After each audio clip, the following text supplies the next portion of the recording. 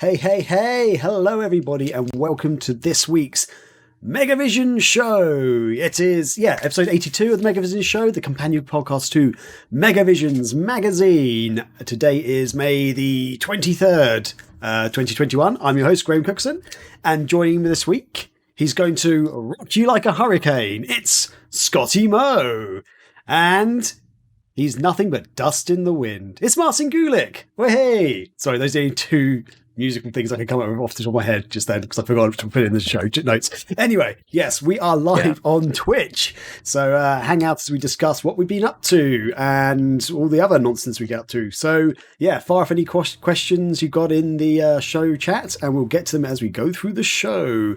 But as always, we've got a great show for you tonight. We'll be answering some of your burning questions. We'll have our usual Sega gaming and movie banter nonsense that's going on. And we have our feature discussion all about the news that Sega might potentially be looking to revive some dormant game franchises that fans have been craving for. So, strap in for the ride. There's this week's Megavision Show.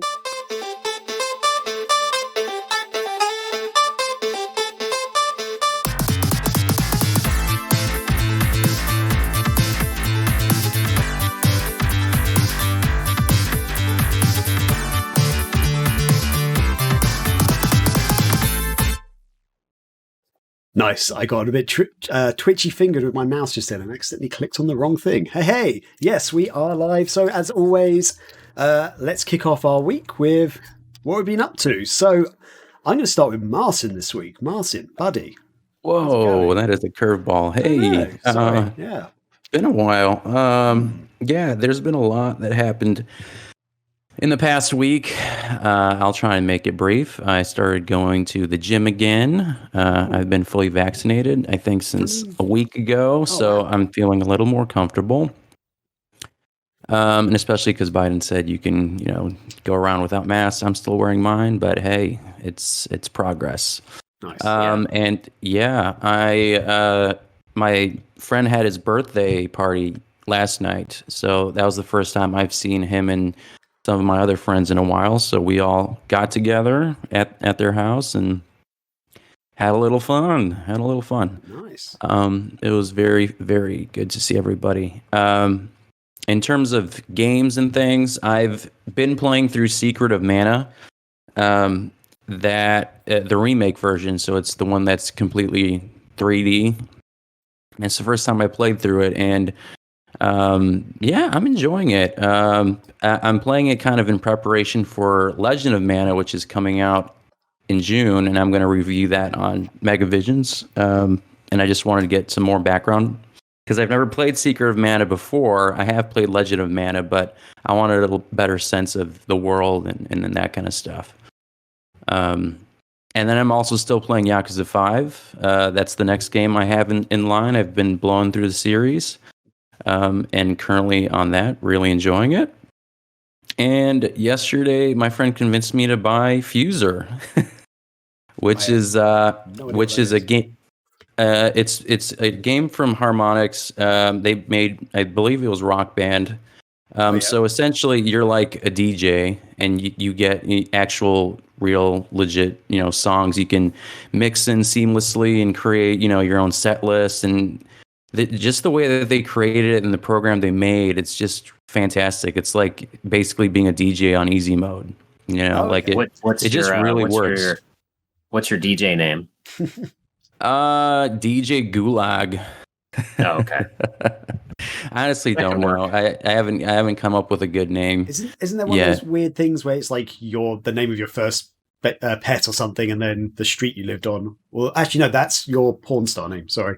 It's a BuzzFeed article somewhere. I don't know, but to get your DJ name. All right, I've got it. Hey, okay, I've got the DJ name generator. So we're gonna check this out. Let's see here. So it asks, which generation do you belong to? And it says greatest generation before 1946, baby boomer 46 to 64, Gen X 65 to 84, or millennial. So I think we're all millennials here. Basically. We'll click on that, and then. What do you currently do in life? Good question. I'm still trying to figure that out. I work in an office. I do not work in an office. Full-time student and rocking it, or I am a traveler. What do you do, Marcin? Office. I mean, You work in an office, so all I guess, right. Yeah. And then what is your deepest desire? Inner and outer peace, a compassionate world, personal growth, finding true love, or understanding other people? Tough one. Personal growth. Let's just go with that. Personal growth, great. What would you say is your strongest quality? I'm a bit of a bright spark. Intelligence. I am always helping out. Kindness. My life is a crazy explosion of shapes and colors. Creativity. I am a survivor. Strength. I know. Sorry, now that song's just in my head. I know what I want. Confidence. So intelligence, kindness, creativity, strength, or confidence. Another hard one. Ooh, I'm being put on the spot. I don't want to wait too long. I'll go with I know what I want. You know what you want. Confidence. Next. Confidence. What role do you play in your friendships? I like to make my friends laugh. They always come to me for advice. I tend to be a peacemaker between. I offer support where I can. I'm usually the one to help them fix things. Those are all kind of the same thing. Yeah. What is the peacemaker one? I'll just go. That is, I tend to be the peacemaker between friends. So you're a mediator. The go between. There you go. Yeah. All right. I think You're a mediator. Good. How the fuck many are there? Sorry, I was trying to look at just put in put in answers on behalf of me. Okay, and then actually, this one. How often do you work out? Work out? Are you serious right now? Every day, getting out of bed is enough for me. People at my gym know me by name. Fitness is life. I mean, 4 times a week. I don't know. Is that every day? All right. Why did you take this test? It looked fun. I was bored. My friends encouraged me. All of the above, none of the above. Peer pressure from me, so my friends encouraged me to do so. What do you dream about when you sleep? Drowning, running away from war, flying, animals, or people and relationships. I honestly don't know. Is infinite darkness there? Because I feel like I rarely dream or I forget immediately. Drowning. There you go. Yeah, do drowning. Okay. This is taking longer than I thought. I apologize. If you're an animal, what would you be? A dog or wolf? Tiger, lion, jaguar, gazelle, horse, or giraffe? Or owl, falcon, eagle? Or a dolphin? I guess there's nothing like a dolphin. I'll be a dolphin. Eco the dolphin. You have a bucket list? Nope. Yes. Only a couple of items. No, but I do know what I want in life. Yes, but it's hard to get to. Yes, I have a bucket list. I have some major things I'd like to visit. Okay, couple of things there. And then pick one of the below. You are a male or female. I am pretty sure you're male. No. And then now enter your name and click the button. So we will put in Marcin. We'll just put in Marcin. I'm clicking the button that says spin that shit. And your DJ name is DJ Wanton Destruction. Oh my god! I think this was worth it. Confirmed. Great. Continue with the show. It in the game. Yeah. Wow. Okay. Let me write that down. Hold on. DJ Wanton Destruction. Yes. Perfect. Okay. I know I'm going to probably forget. But yeah, that's basically it. I just started playing it like earlier this morning, basically. But yeah, it's so far super fun. And from what I played last night, I had a couple drinks, but I did enjoy the game, sober and drunk. So would recommend. Awesome. And it's cross platform too. So you actually mix real songs too. They don't just send you like rights free. It's not like generic like covers. Like I remember the first Rock Band, some of their songs were just covers.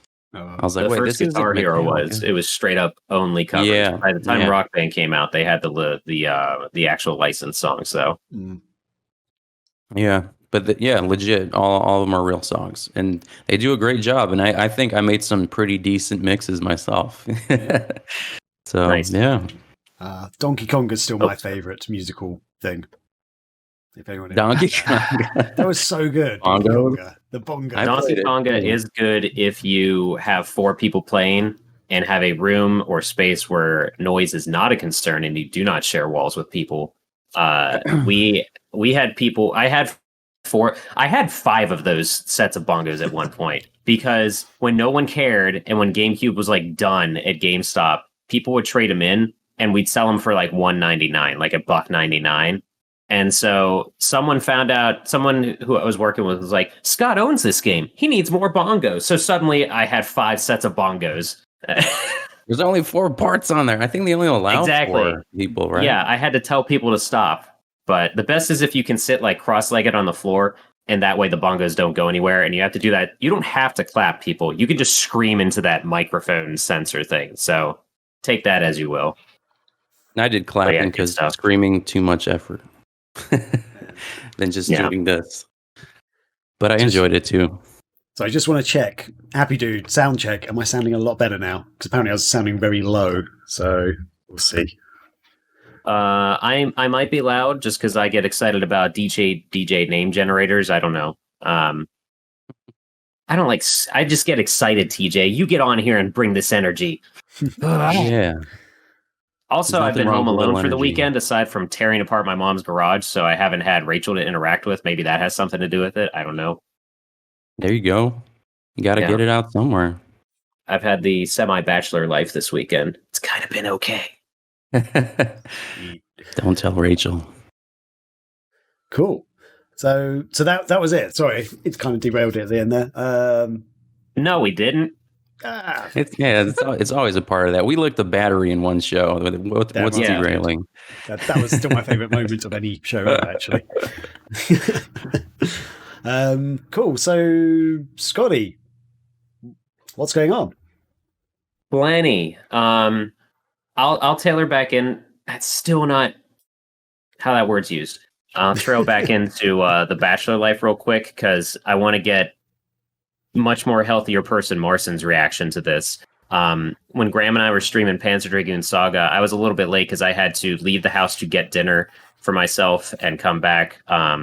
2 fun things came out of this. The first one was someone in chat while Graham was playing.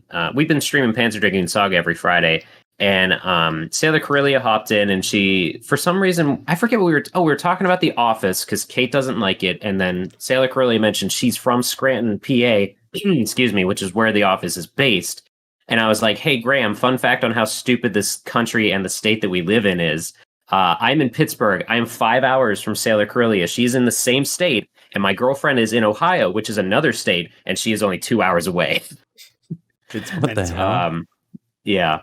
And another thing was I discovered we never really eat fast food much anymore. But since Rachel is gone and the kitchen is my enemy, I went and got Wendy's. And I got a Frosty. I never really get Frosties, but it's been 80 degrees here for the past 5 days. Yep. And so I was dipping my fries, and I also got my favorite sandwich that they have is a spicy chicken sandwich. And usually with chicken, you want to balance it out with dairy or something so it's not, miserable. And I had the Frosty there, and I'm like, you know what? I'm dipping my fries. Let's try the sandwich. And it was pretty good. It was pretty good. I don't know if I would try that, but honestly, I probably would. He's a brave man. I'm not saying like you hold it in there like an Oreo or something. Like you just. Yeah, I was gonna say you dunk it like milk and cookies. Yeah. My whole meal, I was just holding the and Frosty. That sounds like a true American diet right there. Yeah. I mean, it all ends up in the same pile. So that's true. Shut up, Happy Dude. He said leaving Scotty unattended can cause some unregrettable actions. Yeah, good stuff. Sounded satisfactory though. Yeah, I recommend it. Try a dip. Just try it once. Sweet and savory thing. It's weird, whatever. And more importantly, much more importantly than that, the Saturn Day Marathon happened. We haven't recorded since then, and I want to thank everyone that came out to that. Rachel and I streamed 12 hours of Sega Saturn, and Graham was in there a good bunch. Thank you again, Graham, for all the clips, even the pointless ones. They were the best bits. It was legitimately like crotch in the camera, and as you walked up, went, "Oh yeah, say hi to my crotch" or something, and that was my favorite. Yeah, I swear Graham must have just learned that morning how to clip things on Twitch, because I was going back and reviewing things, and it was one just titled "Here's my crotch" and another one titled "Look at this bad boy." I'm like, what the hell is this? So I click on that one, and it's me just using the Saturn 3D controller and just being like, "Yeah, we're playing Nights with this bad boy." That's the whole clip. I'm like, did I miss something? So good. But no, there were some good clips there. But overall, like our goal, we were doing the Extra Life thing, raising money, and we actually hit our goal of raising $500 in that day. So that was really cool. Especially since it's a smaller amount of time than the Dreamcast 24-hour marathon. And then not only that, but like the next day after I shared just like a thank you on socials and stuff, it bumped it up, and people probably a combination of people like forgot about it, and then they're like, oh gosh, I wanted to watch and whatever, but whatever. We're up to $620 right now for our total for the year so far. We haven't even done the Dreamcast Marathon yet, so we're going into it with that. What was Dreamcast Marathon's amount last year? Last year is like 1,432 or something. It was just under 1,500. Okay. Well, shit. You might have like 2,000 total by the end of the year. Awesome. Yeah, it's the most we've ever, in my time doing any of these marathons, it's the most we've ever gone into a marathon. So we already can't do the joke incentive for raising 420. Shucks. But it's really cool though. And actually looking at that total, I just realized our normal total of Sonic Shuffle is 666. So shit, we're probably gonna play that in like the first hour. Or the kids. Well, at least we get out of the way soon enough. God damn it! Right. When it's like hour 20. It's like You know what we should do? We always start the marathon with Sonic Adventure because A, that's what people think about, but also B, who hasn't seen Sonic Adventure at this point that is tuning in for a Sega-themed marathon, So it's not that big of a deal if people miss it. Maybe we should just start the marathon with Sonic Shuffle from now on. Yeah, I think that'd be a great... Yeah, and just be like, whoops, we missed it. Or, I mean, you missed it or whatever. No, it was a lot of fun. And actually, I have too many things up in front of me looking at my notes here. It was really cool too. I keep saying two things. But the next day, Rachel literally said to me, because Sunday, we did Saturday and then Sunday, the next day we're like, we don't want to go to work. And Rachel literally said to me, can we just quit our jobs and become full-time streamers? Because she had that much fun with it. And it could be a viable career. Yeah. It's like, I wish, but unfortunately everyone wants to do that. So, But no, along with that though, also we ended it with Saturn Bomberman, and Rachel's legitimately getting better at Bomberman now, and that it's really goofy and nerdy to say, but I'm like genuinely proud of that because I was able to die. I was battles that I lost, like I died first. She was still holding her own on the team and stuff, so that's pretty cool to me because normally, actually, now that I think about it, yeah, even in retrospect with other girlfriends and like partners and stuff, nobody cares about Bomberman when I get excited for Bomberman. So it's nice to see someone else be willing to play. Is this the first time she's invested in it? I think she's like seen what it is. We've tried to do that game actually has a co-op campaign, and we've tried to play through that a little bit here and there. I love the co-op.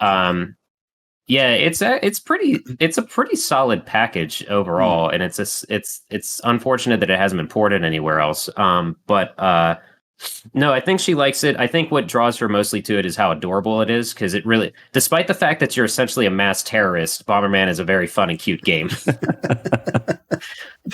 I never looked at it that way, but I guess that's true. Yeah. But one last thing I'll mention about that, I think some of the star games of the show, and I'm pretty sure you can agree with this too, Graham, from watching a good bit, Mr. Bones, as much as I hate that game, it's very entertaining. It's another Ed Nunziata joint that is just so out there. But it's you can't... Like, I know everybody says this about everything, but it really is a train wreck that you can't look away from. And I feel like that's most of his library between like Colibri, and we also play Three Dirty Dwarves, Echo to an extent. People are like, why do you enjoy this? It's so difficult. It's not fun, but it's just unique. Mr. Bones, Fighters Megamix, always a good time when you're having cars fight giant birds and bears that don't move their limbs and stuff. Why not? Fighters Megamix was very entertaining to watch. But I think that's one of my favorite fighting games, 3D fighting games. So good. I think for me, that game is comparable to Rocket League in terms of like, it's so much fun and goofy, and like, it's as dumb as it is great. that even if you're doing bad, it's still enjoyable, you know? And we got to get that on a Thursday Night Throwdown. We have to find a way to play that like with a bunch of us together. And then the last one was a stall, because that cutscene prompted me to create a theme song for a stall, and his bird friend that he just calls Bird. It doesn't have a name. You are Bird. It was a fun, weird. It's like, I don't say it's 2-player because one person can. Oh, for those that have no idea, because I wouldn't be surprised, a stall is not a like well-known game. It's just a 2D platformer. I'd say like I'd honestly say one of the best looking games on the Saturn. It's gorgeous. It still looks great today. It's a very good looking game. Yeah, like it legitimately looks like the backgrounds and everything could be paintings that you would display in a house or something. Yeah. But it's 2-player in terms of like one person is a stall and one person is his little bird helper character. But it's no more than like it just like Super Mario Galaxy, where you can have someone use the Wiimote and point at the star bits and like stun enemies. That's basically what the bird does in this. Interesting. So it's like 1.5 player, I would say. But what's really dumb is, oh, go ahead. I think you might be about to say this. One of the funniest bits though was when you were encouraging Rachel to attack enemies because she wasn't quite getting the hang of it, and then she went to fly at an enemy and the enemy hit her and killed her. And then you had to restart the area again because when the bird dies, you both die. You lose a life, and you're like, "That's what? bullshit." It is like, can't he die and then I'll just go recover him or something? Like, yeah, why do I have to suffer?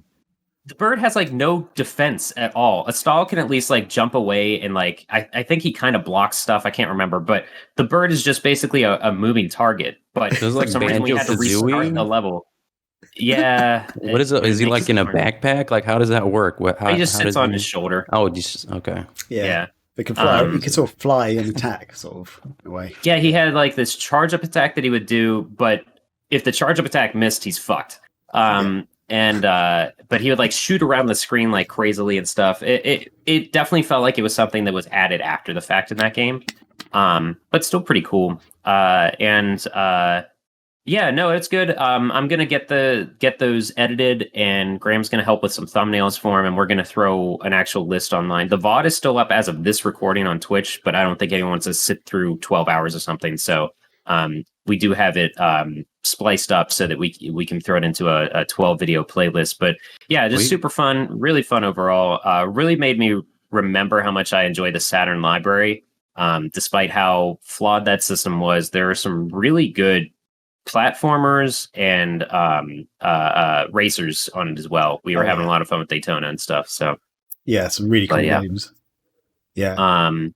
I would love next time if you ever do another Saturn Marathon, I'd love to see you guys play Sega Touring Cars, because that game, Sega Touring Cars, it's an arcade game, and you're like in these sort of big Mercedes touring cars. Like I don't know, I can't remember, like big saloon cars. Anyway, it's one of the fastest races I've ever played. It's like pod racing speed basically on the Saturn version. Oh, okay. Sega Touring Car Championship. Yes, I see it now. Yeah, I think the arcade version's not that. The arcade version's fast, but not super fast. But for some reason, the Saturn version, I think it might skip some frames or something. But it's just like it seems insane. And me and my friends, like, I handed him the controller once, and said, "Try this game out," because he loves racing games. Just like, what? He's just bouncing off the walls. He could not control it. Honestly, that's kind of how Sega Rally felt for us. Rachel and I are not fans of like physicsy based, super realistic, like Gran Turismo. I cannot enjoy, but R4 Ridge Racer R4 I very much enjoy. Okay. And that one is Need for Speed. Well, it depends on which Need for Speed you're talking about, honestly, because there's so much variety in that series overall. But so Sega Rally was rough. So is it comparable to that, or is it closer to Daytona, Graham, in terms of like controls? It's closer to Daytona, I'd say, basically. But the courses are like sort of Sega Rally length, but you do them in like half the time of a Sega Rally track because you're going so fast. It's like, it's nuts. Interesting. I mean, I found it, according to price charting, complete in box is only $30 for a Saturn game. That's freaking cheap. So I might actually try to snag this, because I trust your recommendation when it comes to racers, because you enjoy good racing games. You may hate it. Have you ever played Well, I mean, I think it's I'm very fine unique. adding it's very any fast and fun. That's what I think. Yeah. Anyway, That's fine. I'm always down to add games to my Saturn library because I really feel like there's so many things I missed on it because I was very much like, is it Sonic? No, I don't care, but I love the Saturn as a child, so, you know. Other than that, I'll go through, I'll just mention I'm still playing Resident Evil Village. Really not super far into that. I want to try to get further. I'm actually excited to this is going to sound worse than it is. I'm excited to finish the podcast so that I can go put a couple hours in before Rachel gets home and get further into that game. I've accidentally had some stuff spoiled here or there, so it gets batshit nuts even for Resident Evil, from what I understand. And I mentioned Panzer Dragoon briefly. We played Sonic Fighters. Are you all right, Graham? I just saw in the corner of my eye you just went like this. No, sorry. I don't know. I think I slept funny. My neck hurt, so I was just trying to adjust my head, but my headphones nearly fell off, so I was like, "Ooh," holding them on. Sorry. Oh, okay. I thought there was more Graham tech magic going on, so I didn't know. Lastly, and I'm sorry, but this might go on a little while, but I think everybody will enjoy it. Graham, do you want to bring up my Twitter thread? Yes, let's do this. The past 2 weeks, long story short, my brother's home from the Marines. My mom has lived by herself for some time. My brother has moved back in with her and realized the house needs cleaned. So we have rented a dumpster and started cleaning out the garage. So it's insane in there. I love my mom, but she's collected a lot of stuff. And it's kind of also a victim of circumstance between like the grandparents passing away, us not having storage units, and then just like having a house to put everything in, along with moving at the same time and all this other stuff. So it's all come to this. Yeah. So let me see here. I'm just picking through some of the pictures. Do you want to start at the start? Shall I just? Yeah, I'll. What the heck? Why'd you start with the Dragon Ball Z? I did start with the start. Say, what is that mixtape? Jesus Christ. So I'll go through here. I'll try to keep up with what you're showing. But one of the things was this Dreamcast box, and I literally opened it up like 2 weeks ago on stream with Graham and found like all the demo discs from the original Dreamcast magazine, aside from like 2 or 3, in great condition. Blown away by that. It's a highlight on our Twitch right now because it was like I was like genuinely like I didn't know these are in here. Look how good of a child I was to keep these in this great condition. But yeah, so what we're looking at right now is a Battletoads Tiger Electronics. You know, those little individual games that kids would have with the buttons that were you could only play that one game on a shitty black and white screen. And go to the next one. Slide. Next. Some VHS tapes. One of them is the Teenage Mutant Ninja Turtles Invasion of the Turtle Snatchers, which I think is one of the like Burger King given away tapes, maybe. Burger King at one point in the 90s, you could, Family Home Entertainment, I think it is. Yeah. It's cut off by Marcin's camera on this, but there's an Adult Swim videotape. And then the one below, it says Dragon Ball Z Freezer Saga. So not Frieza, but Freezer. And I'm pretty confident on there. And actually, the official Toe Jam and Earl buy me Twitter account replied to this and like Freezer Saga, the best saga or something. I'm pretty sure that the episode where Goku goes Super Saiyan for the first time is on that. And that's why I recorded it. And I remember like having to convince my parents, like, let me skip my hour of homework so I can watch this climactic episode of the series that I don't know how to import from Japan, you know. Go to the next one, Graham. And you legitimately you didn't do like FRIEZER. You literally spelled it like freezer, like a fridge. That's cool. Oh, is Scotty frozen? I think he froze, yeah. Oh no, Scotty. Oh no, nostalgia overload. What are you doing, Scotty? Oh no. Come back. All is forgiven. Come back to the light. Oh, Scotty. Should we chat about this? What is it? What are we looking at? And Scotty's the cup, back. That's Goosebumps. I'm back. Fuck everything. So does anybody remember Yak Backs? No. Maybe.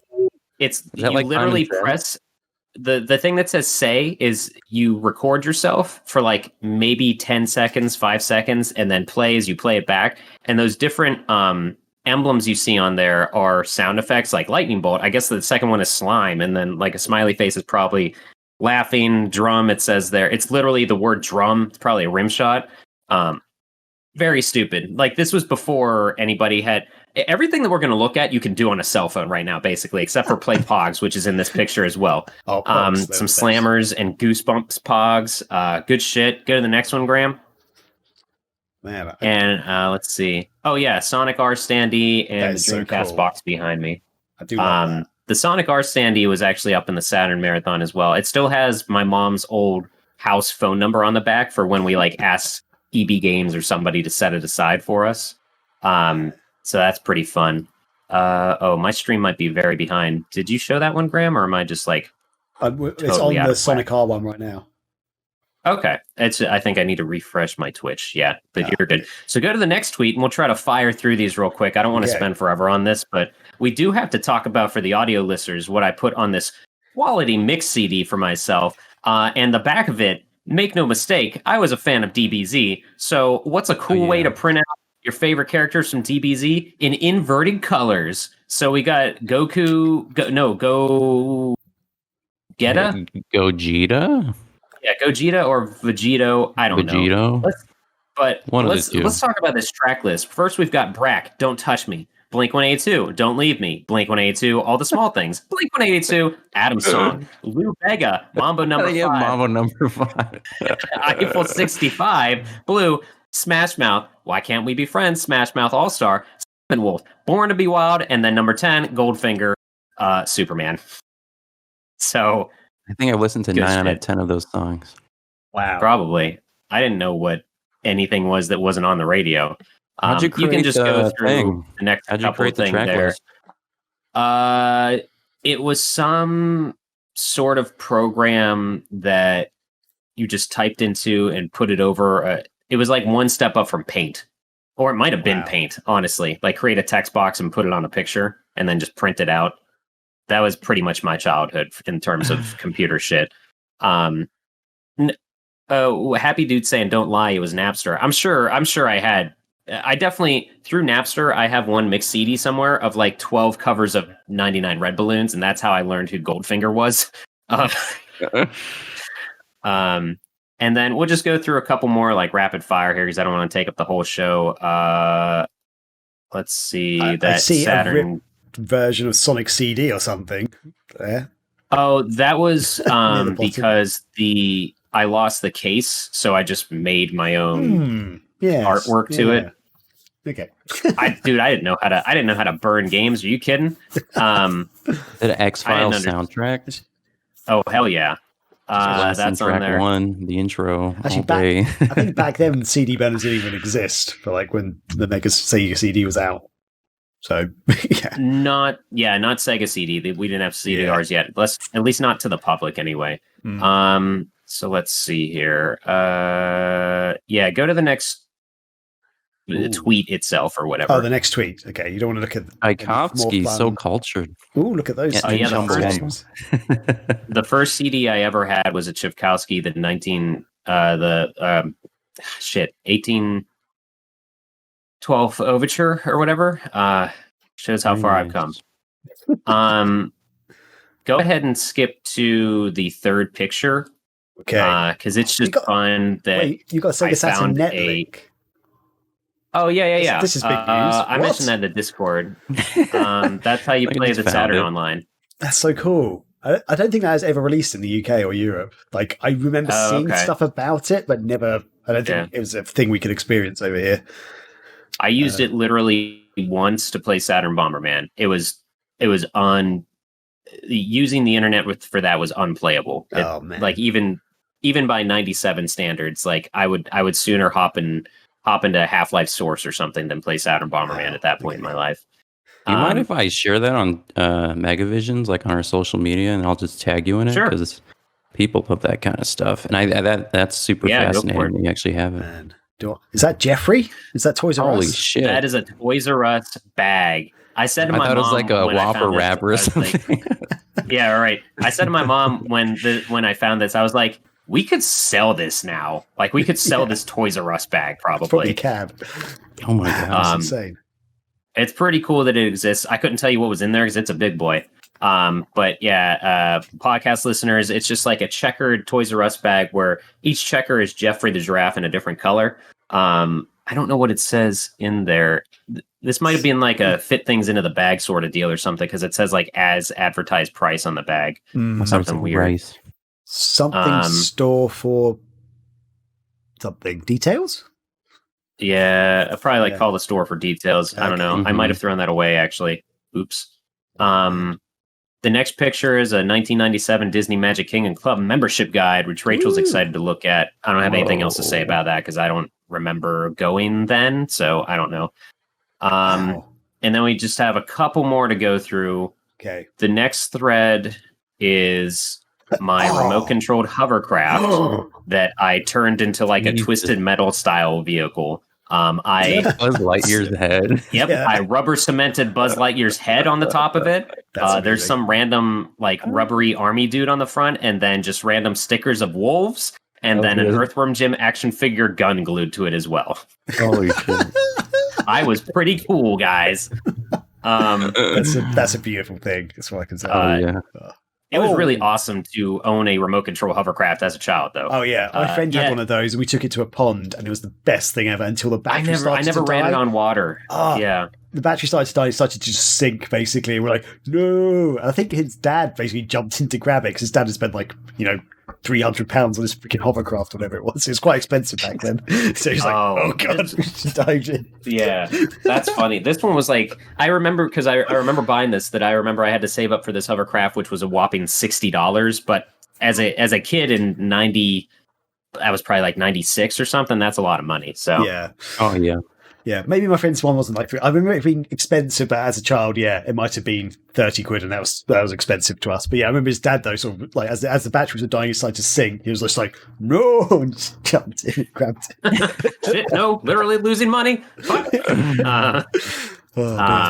This one here is just a pencil box, but it's the most 90 thing you'll ever see because it is some sort of dinosaur with a helmet, mismatching sneakers, and he's on a skateboard, and it says "Rollin' Wild," and there's arrows and those colors too, and his head seems to be reversed, like his head is looking directly back. Like that's insane. Okay, that's right. Wow. The Shining, Exorcist. Exorcist, not The Shining. What am I talking about? It does say 1992 on the bottom left. I just noticed. The next thing is a newspaper that the headline is "We Walk on Moon." Yes, it is a newspaper from when we landed on the moon. So this is stuff that my grandparents had that my mom kept. There was another newspaper we found, my brother saved, of when JFK got assassinated. Jeez. Wow. So a lot of stuff in this garage we're still going through. Is that on a grill? What's on? Yes, that is my brother's grill, I think. That wasn't something we found. I don't believe. So that's like more current grill. With this newspaper cutting, though, you could recreate the scene from Dumb and Dumber where Jim Carrey's like walking out of the bar and they've got like this newspaper cutting on the wall. And he sort of looks at it and goes, and turns back to the barman and goes, "No way." And then like walks out the bar and goes, "We landed on the moon."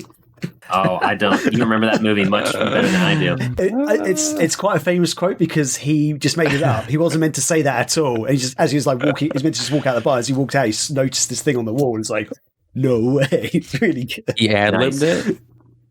Yeah, he completely ad-libbed it, and they kept it in because it was such a good moment. It's like perfect for the movie and his character. It was so good. Okay, that reminds me of the scene in Elf where he rolls up to World's Best Coffee. And he's like, "Congratulations, guys, you did it," or something like that. That's pretty good, though. The next thing's just a Transformers coloring book. Generation 2. Yeah, I love the Dinobots. I think between my brother and I, we have all the Dinobots, like not the OG, but like when they change their colors or whatever, those figures. Ooh, okay. And then just go to the last imagegram, and we'll close out my week, month, year, whatever with this. It's just the trunk of my car and it's a Tupperware container, a cardboard box, and then one of those kind of Rubbermaid or Tupperware containers you'd slide under a bed. There are so many Turtles action figures. Marcin noticed earlier there's a giant turtle. So they did those they're like probably like 1.5 feet tall or something. Mm-hmm. This is still in my car, otherwise I'd just show it on camera. But like the big turtles, and the reason I'm holding on to these is I want to clean them up and I want to take them to a toy store, see if they're worth something. But also I kind of want to keep some of these things for when I have kids to show them what I played with. But I'm really wrestling with how much of this do I actually need to legitimately keep, because at the same time I'm seeing how much it can get out of control with my mom's garage. So it's something I found more than anything else. If anybody, you can see one of them like upside down at the feet of Raph, Big Raph there. Oh, Big Raph is those Polly Pocket Mighty Max style Turtles things where you open up a turtle and it's a whole play set. Oh wow! I don't know if you guys had any of those. Yeah, I know. I had a Death Star Wars. Okay. Okay. Yeah, I found the whole Technodrome except for the eyeball. So it's like I can't sell this thing because it doesn't have what makes it the Technodrome. Otherwise, it's just a pretend Death Star. Man, that's so cool. I'm loving it. You've got like Michelangelo in like Hawaiian outfit or something there. Yeah. So Mikey was my guy. My brother was into Leonardo, but he was also into Raph a little bit. I just realized you can see in the box there, you can see Donnie's hand just holding up the bow staff. Like, I'm here, like underneath everything behind the big Raph. But I like Donatello. There's or Leonardo. There's and you so got a much. Batmobile. This is heaven.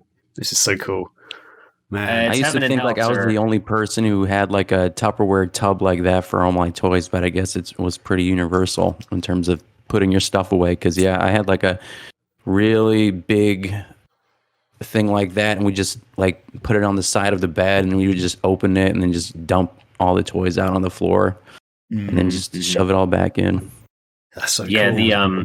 We couldn't find the lid to that, and I think I remember it got thrown away a while ago because it was just like so warped beyond use from the heat and stuff. Surprisingly, I haven't had any crazy bugs crawl all over me or anything yet. But I got to go through that stuff. I got to wipe it down. I got to see if it's worth anything, because a lot of it is like incomplete, and where are their weapons? Where are their belts? Whatever. TJ says all my TMNT stuff is also stuffed into a plastic tub. There you go. That was the thing too, is I bought another Tupperware container because after moving so many times, cardboard boxes are not the way to maintain something like this. Because moisture and whatever else gets to it. So I might continue documenting just what I find. Graham, do you want to show everyone live that wonderful photo that I found of myself in a Sonic costume? Where is that? If you're still on my Twitter account, it's the tweet just right before this, I believe, or a couple before this or something. But my mom found it. And it's me sitting in the middle of class or something, in a Sonic the Hedgehog costume. Sorry, I retweet a lot of shit. I forgot. Okay. Keep scrolling down. Keep going down. Okay, here we go. Wow. Jackpot. Definitely Halloween. Special. Probably, I'm going to say circa 93, because I remember having to walk through snow in those dumb homemade shoes and socks my mom made. And it is straight up, I look like I was not ready or did not want this picture taken, because I'm pretty sure I was the only kid with a full-blown costume on. You can see the kids in the background just like, what's wrong with this child? It looks like, I was going to say, maybe it's Halloween or people were just dressing like that in 93, but... One of the girls behind you just seems to be wearing a blue t-shirt and then like a little scarf around her neck. I can't even work out. If probably Girl Scout. Like dressed up as a Girl Scout. Okay. I guess the girl on the right is a doctor, maybe, or a cashier. I don't know what she's holding. With suspenders. I can name both those kids, but I won't. But it looks like the person next to the Girl Scout person is possibly dressed up as Ronald McDonald. I see a lot of yellow and red attire. They can't see their face. Who looks like an idiot now? Wow, looking like an actual clown. So, and then the kid at the back with just the little suspender, like, what are they called, braces? I don't know what he is. Because that was not the normal attire in the 90s, I'll tell you that. So for those that really can't see, you got to check out my social media to see this picture, or join our Discord, which, hey, you can do that by right there. But it's like a pull down Sonic mask where it's only his eyeballs, not even a nose, and that's over the face. And, it's that bad, cheap foam stuff that Halloween costumes are made out of. So all the quills on the back are just like shifted to one side. So, no. And it did not come with shoes. So my mom found, I think they're like slippers, red slippers, and put white elastic on them. And then I pulled up really tall socks and just rolled up the tops because I was like, this is how Sonic's socks look. And that was my life. And this has been your hour of Scotty Mo's life. Man, I wish you'd kept it, and then like for the Dreamcast Marathon, you'd wear that same costume or whatever part still fits. Yeah, I want to say it's gone, but we haven't gone through my mom's attic, so who honestly knows? Amazing. Fingers crossed. So good. Wow. Okay, there we go. Whew. Yeah, on the next show, we should see if you find anything cool in your mom's attic, and then I'd like to do another segment like this because I find that kind of stuff super fascinating. Like, there's a whole bag of stuff in my trunk that my brother just he's like, here's some VHS tapes. I'm like, I guess I'll go through these. So that there's plenty more to come, let me tell you. Wow, cool. So was that your week then, Scotty? Basically, is that your roundup? And then some. Yeah, Excellent. I also thought I broke my toe while I was doing all this shit, but it's fine now, and I'm walking okay again. Okay. That's neither here nor there. Fair enough. Comparatively, I'm living the dream compared to like Chris Powell as his house destroys him. But yeah, Jesus God. So. Funnily enough, I also spent part of my weekend actually tidying out my old bedroom from my parents' house. And there was some stuff that I picked up. I took photos of a few things, and I picked up a few bits and pieces, but I actually left them there by mistake. I picked up a load of CDs, which I need to sort out because I'm just going to get rid of them, basically. But there was some stuff that I actually was going to show you this week, and I've left it at home. So, home, my parents' house. Give us a tease. What's one thing we can look forward to seeing? Well, the blue space on my wall may not be blue anymore for next week. If you catch my drift. There could be something on it, basically. Yeah. Poster. So, blood. Wow. Blood or a poster. Those are the two options it could be. No more, no less. There's the scale. I think I might do a Scotty to take way more pictures of stuff because there's some stuff I threw away, but it was kind of like, this is kind of cool. I'm going to take a picture of it before I throw it away because it's just, not really essential in my life anymore. But yeah, a lot of my old toys like turtles and stuff, I think my mum has either given away or given to my nephews who live like up north in England. I just don't use them anymore, and they're not complete. They've lost their weapons, and they're not in their boxes or anything, so they're not even worth anything, I don't think.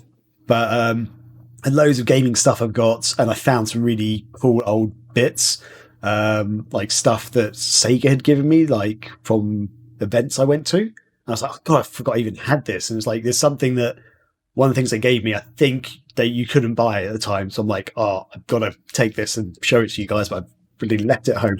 Anyway, so tune in next week because that's round exciting. 2, hopefully Scotty and I will show even more stuff. But there we go.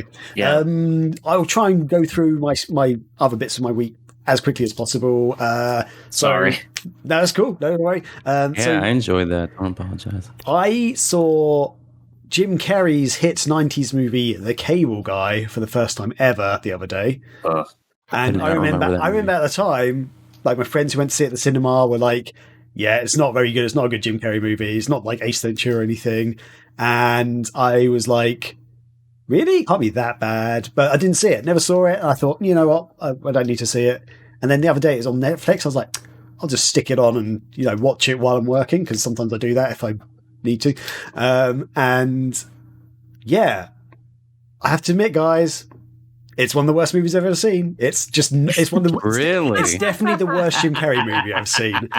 I think I hated every second of it. I was like watching it, going, "Is this going to get funny anytime?" It wasn't funny. Jim Carrey's like the bad guy, like, and it's like very weird. I don't think it was supposed to be a comedy, was it? Wasn't it just like a dark? It's a dark black comedy kind of thing. Yeah. None. I don't mind dark comedy or black comedy. It just seemed. Yeah, none of it was funny to me. Jim Carrey's just weird. He played a very good weirdo, but yeah, I just think more of a thriller than a comedy. Yeah, you didn't mention who the star is though. It's Matthew Broderick. Yeah, Matthew Broderick. Yes, who is a great actor. I was thinking it's jarring to me as a dumb child. That was the first role I saw Matthew Broderick in, like before Ferris Bueller's Day Off, before whatever. I have a bad history with him now that I think about it, because I think after that, the next thing I saw him in was Godzilla, like the U.S. Godzilla. Yeah. So I had not seen his best stuff. Yeah. But also, it's just a weird character that, like, he's a good actor, but it's hard to play off of Jim Carrey's weirdness and absurdity. And it's not my favorite. Jim Carrey's one of my top 3 actors. Bill Murray, Jim Carrey, Robin Williams. 3 favorite actors of all time. But that one, I need to watch it again because I don't think it's made for kids at all. Oh, it's not. Yeah, no, I'd say that. Yeah, it's the thing is, I thought Jim Carrey and Matthew Broderick, their characters and the way they acted were very good. Like, I can't fault the acting in any way. And Leslie Mann's also in it. I love Leslie Mann; she's brilliant. But yeah, there's some other people I recognise, but I can't remember their names or anything. But yeah, I just didn't enjoy it. Oh yeah, Jack Black's in it. Like, I don't remember that. He's Matthew Broderick's brother, I think he plays, or best friend or something. I can't remember if his brother's best friend. Sure. I just didn't enjoy it. Although Greycore 1970 in the chat just said it's a dark comedy that's one of my favorite movies of his. I'm one of the few that likes it. None of my friends liked it either. Yeah, I need to watch it again because it's. Yeah, Ben Stiller directed it, huh? That's interesting. Oh yeah, Ben Stiller's in it. There's a cameo, like he directs it and is in it. Yeah, he appears like on TV because it's like an ongoing story about a court case with Ben Stiller's killed his twin brother, like, because they were childhood actors. But you never see Ben Stiller really. It's just like they show pictures and like a little bit of footage of him in court and stuff like that. Oh, no, Owen Wilson's in it as well. Yeah, like, well. Yeah, that makes sense. If Ben Stiller's in something, Owen Wilson's going to be in something. Yeah, I got to rewatch it myself because I completely forgot about that movie. I saw a long time ago. Not in the 90s, maybe early 2000s, but yeah. Yeah, I think. Have you seen any of his serious stuff, Graham? Because like Jim Carrey's had arguably one of the most versatile cinematic careers, I'd say, in existence. Between yeah, I've seen. Was it Man on the Moon? I'd say that's one of his more serious roles. That one I have not seen. Yeah. So I think that one completely failed at the cinema, but they advertised it as a comedy. And the whole point of it is it's not a comedy because he's playing, I've forgotten his name now. Andy, is it called Andy or something? He's playing a real life. Warhol. Sorry? Andy Warhol. Is not Andy Warhol he's playing. Oh, it's not? What am I thinking of then? Basically, back in like I think the 70s or 80s, there was an actor / comedian. I'm going to do comedian in quotations. Andy Kaufman. Andy Kaufman, that's it. Yeah, yep. Who he appeared in like was it Taxi, the TV show? Yep. And he's on I think Saturday Night Live and stuff like that. And he did lots of comedy roles. But he famously said, I've never told a joke in my life, because he never considered himself to be a comedian or anything like that. But he played practical jokes on people all the time. And like he got into like a big fight in wrestling and stuff and like pretended to be really sexist and stuff. And it's quite a sad story. Spoiler alert, I guess, but he's a real person. He got cancer. When he told his like wife and manager at the time that he had cancer, they thought it was a practical joke. But he genuinely had cancer and he was dying, and like he like sort of spoilers. Yeah. Anyway, it's a great movie, and Jim Carrey plays it really well. I think he's brilliant in it. But yeah, everyone like they advertise it as a comedy, but if you went to see it, there's funny moments in it, and there's like joyous moments in it, so it's not all depressing. But yeah, I wouldn't call that one a comedy either. But I still remember like I have weird pitch perfect memory for some things, but I remember going into the theater with a couple of my buddies to see Eternal Sunshine of the Spotless Mind. And like right before we bought our tickets, the lady selling them was like, I just have to give you guys a heads up because we've had people walking out of the theater. This is not Jim Carrey comedy. This is not his normal thing. We're like, oh yeah, we know. That's why we want to see it. But like between that and I'll echo Grey Core's recommendation. They really enjoyed The Majestic. That's one of my favorite Jim Carrey movies. The Majestic is really solid. It's a long one. I'd recommend like it on a Saturday afternoon because it's a little bit of a slow burn, but it's pretty solid. Yeah. Have you seen Kidding, the TV show? That if you like his dramas, I think you will really enjoy that series. It's basically him being he's basically like a Mr. Rogers kind of character, but he also has this you basically look at a closer part of his life where he's dealing with anger management issues and that kind of stuff. So really interesting. Definitely would not recommend enough watching that show. Yeah, for sure. I think it was on Showtime before. They might have it on demand. It's on something that I don't have. Yeah. I remember that's why I haven't seen it streaming service wise. The one movie I would just buy a month of it and then just watch it and leave. Yeah. The one movie I always recommend to people who don't like Jim Carrey, because some people just don't like wacky comedy, which Jim Carrey's kind of famous for. The one movie I always recommend to people is The Truman Show, because it's like quite a lighthearted comedy movie, but he plays it like in a more serious manner. Because like my mum hates wacky comedy, and I made her watch Truman Show, and she's like, that was so much fun. She was so happy she watched it. She's really enjoyed it. And Kate as well, my partner, she doesn't really like wacky comedy, but she's seen The Truman Show and she thinks it's brilliant. So yeah, I think that's one way to introduce people into, hey, he doesn't always do wacky stuff. He actually does serious stuff sometimes. Or the Riddler. Oh yeah, man. I remember famously Tommy Lee Jones said he does not want to work with young actors anymore after working with Jim Carrey on Batman Forever. But sorry, Dad. But then he had the opportunity to work with Will Smith on Men in Black, and he was like, I'm not sure about this. But then he got to meet Will Smith, and he was like, actually, this guy seems kind of normal and cool. But apparently Jim Carrey was just like too crazy on. Just like fuck all youth. Yeah. In general. But what a grump! I actually never saw The Truman Show, so I will watch that this week. Yeah, it holds up. It's a good movie, solid. I would argue that not only does it hold up, but it's kind of, I would say that it's like more relevant now than it was when it came out. Actually, yeah, it's really good. Okay. So a couple of other things. Kind of lockdowns kind of lifted in the UK, so you can go to restaurants and pubs and stuff and go inside in groups of 6. And so I went drinking last night, and it turns out my body is not used to alcohol anymore. And I got home and I could not sit down. Every time I sat down, I just felt like I was going to like vomit, and like the whole room was spinning. So I was like walking around my flat for like 2 hours trying to drink. Well, I think the problem is, I think the problem is I mixed a lot of drinks. So I started off with went to a friend's house to begin with. I had these little cans of mixed cocktail drinks, which I just happened to have. I don't really drink. Let me pour my cores in those. Let's go. Yeah, so, like the margaritas or whatever. Yeah, it was like pina colada and like Malibu and Coke in a can. And so I had 3 of those. Then we went to the pub, and I had 2 pints of. You weren't even at the bar yet? No, there's pre-drinks. Pre-drinks, come on. Jesus Christ! Yeah. All right, so I'll sum it up real quick. Graham went back to college for a weekend. Yes, I did. I was like, go for it. It's like, hey, we can drink again. We can meet people. We can touch people. This is great. So we can puke on people. So then I went to the pub. We had 2 pints at one pub. Then we went to another pub where I had a Dark and Stormy, which is a rum-based drink, I think. It's like another cocktail. That's the only liquor I enjoy is rum. Yeah. Is it rum or is it whiskey, actually? I can't remember what it is in a Dark and Stormy, but it's... I like Jameson. Yeah. And then I had another lager, and I was like to them, I think we can keep going. And one of my mates was like, actually, I've got to go home. But he's dealing with some personal stuff at home. So I was like, yeah, that's cool. That's okay, dude. And I felt fine. I was, bubbly and stuff. Walked home, felt fine.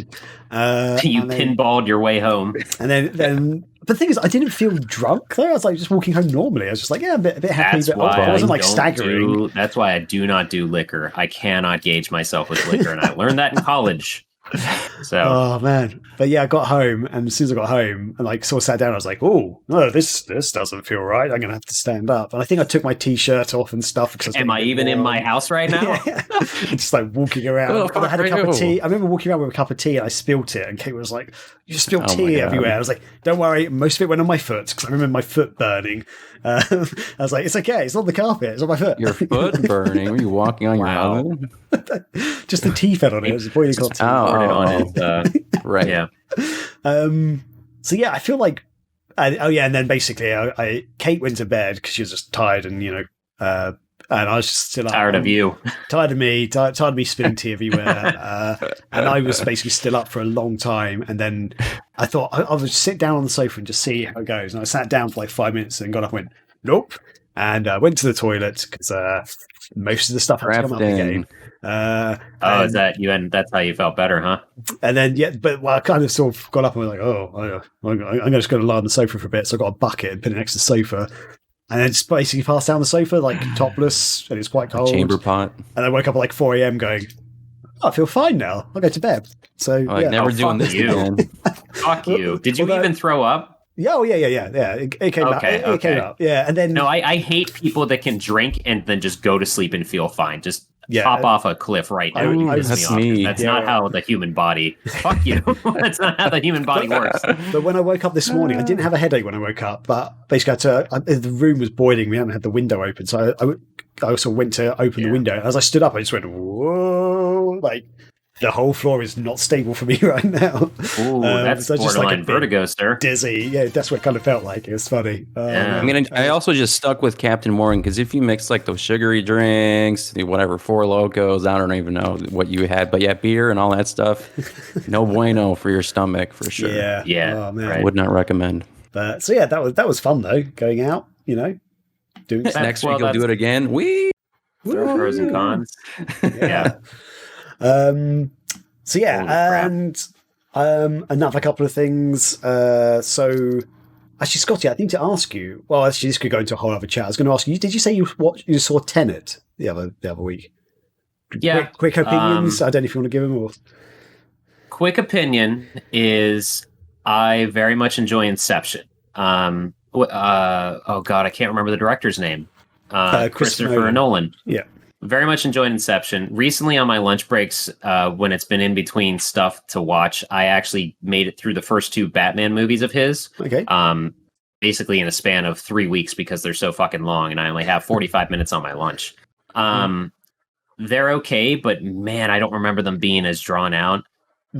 And then I watched Tenet the day I got my second vaccination shot. So I was a little groggy, so this might have played a factor.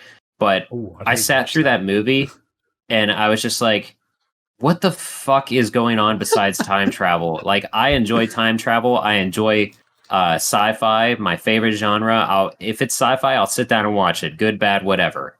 But at the end of it, I was just like, God damn it, Christopher Nolan, you are not as smart as you think you are. You need to get a team of editors. You need to condense stuff because even the action sequences were boring in this film. And like, I watched a couple of videos explaining it because I was like, maybe I just don't get it. And that's why I don't like it. And I'm not going to give away any spoilers on who people are and how time travel is involved and everything. But holy fuck, even after it was explained, I was just like, you could have done this in so many other digestible ways that like Inception makes sense to me. But this movie, it made sense. But at the same time, it's like, no. Why did you do this scene like this? Like Graham said how, and this will be the last thing I'll say about it. Graham said how he didn't appreciate how after a scene would happen and then the next scene to explain it is just as long as the previous scene. Does not need to happen. Like, I'm not saying I'm a professional director, but you do not need to show like, oh, this is me going through time normally. There's me getting shot 3 times. You do not need to show the next clip. Hey, this is me getting shot 3 times again, like backwards. Like, fuck. I thought, like, do I need to? I did fast forward through one scene because I did not give a shit about the millionaire's tall, stunningly beautiful wife. Like, I did not care about her character at all, even though she was pivotal. But her whole character and like her whole reason for doing things really pissed me off. Because there's a whole thing, like it's not. I don't know if it's a spoiler or not. Actually, oh god. But there's a thing that could basically end the world effectively, and the only reason why she did something in one instant was to save her child. But like it's almost like you realize if you don't do other stuff, everyone's going to die. So that includes your child. But yeah, there's like one thing where she's like, I won't risk my child's life. It's like, by doing this, you're going to risk everyone's life. So that's lose your child. God, I don't know, just really, and this, it's like everything they said. I understood all the words they said. Most of it didn't make sense though. Still, like, and then they explain stuff, and it's still like, as you say, they just didn't need to. They didn't need to explain everything. Like, action scene, explain what just happened. Let's explain what we're going to do next. Action scene, explain what just happened. Yeah, it's... So the major flaw of that movie is they overly explain it to the point of disrespecting the audience's intelligence, and then they don't explain other things at all. Yeah. So there's no in between. Like, Inception did a good job of that, of telling you enough, laying the groundwork. Ellen, now Elliot Page, is the character who is the skeptic, so you understand things through their point of view, but that doesn't happen in this movie. Yeah. And like, I was figuring out stuff before it happened, but then I'm like, okay, but here's a 15-minute scene explaining what I just figured out like 3 acts ago, Yeah. I don't remember what movie I saw, but they had a 15-minute clip of Tenet in the previews to this movie. So they played 15 minutes of Tenet. And I'm like, what the fuck is going on here? Is this the movie? Are we in the wrong theater? Because it kept going and going. Was it? It was like a bank robbery scene or something. I don't remember what it was. Oh, okay. Yeah, I think that's right. And then they just played it for 15 minutes. I'm like, what the fuck? It's like taking so long. But like after I watched it, I'm like, I don't know what's going on in this movie. Like in this preview. I don't know. I feel like if they just showed you clips for 15 minutes, it would have made more sense than the actual movie. Like just random clips throughout the movie would have just been better in a way. It was one long scene. Straight up overall, the reason I didn't like it is because it somehow made time travel seem boring. Yeah, it's true. It's as you said. I mean, in real life, it sounds boring, when they explain it. So anyway, let's put Tenet to bed for now, I think. And please, So one thing that I'm just going to quickly mention, I've done something on my desk, and I'm not sure if it's a stupid idea or a great idea, but basically, well, when a man loves a woman. Sorry. Let's see if I don't know if this is going to show up on the camera properly, but okay, you might have to excuse the mess. Oh, are you going to show us your phone? I'm going to show you my phone, which might be the best way to do this, but I don't know. Yeah, we can see it. It's a bit blurry. So it looks like you have 2 monitors, but one's a little bigger than the other. Is that your laptop? So basically, the big monitor is my TV. Okay. And it's like a 32-inch TV, and I thought, I'm going to give this a try, because basically I haven't been using my TV, because every time I've been streaming, I've been doing it directly from my monitor. So I was like, my TV's getting no use. But I was like, one of my decent monitor is 1080p, so that's still standard 1080p. I was like, so why don't I just use my TV and my decent monitor rather than my old monitor, because my old monitor's not full HD. But yeah, I'm not sure if this is a good idea or not, because it's almost too big. Like, if that makes sense. No, I understand that. When I use my my setup right now, if you were to look at my setup, going from right to left, it's monitor, TV. So when I'm streaming, if I'm streaming from console, I use the TV, and then I just turn my monitor slightly to see the chat and make sure I'm still alive. But when I'm using the TV as another monitor, it's too big, for the information I'm looking at. Yeah, like I feel like I'm straining my neck more just to look around right now. But I'm gonna try to get one of those curved monitors. Yeah. Oh God. Anyway, and just 2 very quick. Well, I'll say very quick. Everything's. Is there a point to that? Oh, I just thought it's crazy. I don't know if it's a stupid thing to do, or has anyone shout out in the chat. Has anyone else put a TV on their desk to see if it works better as a monitor or not? That's what people do now. They use TVs as monitors essentially because it's sometimes cheaper as well. Okay. Wow. Yeah. Fair enough. Yeah.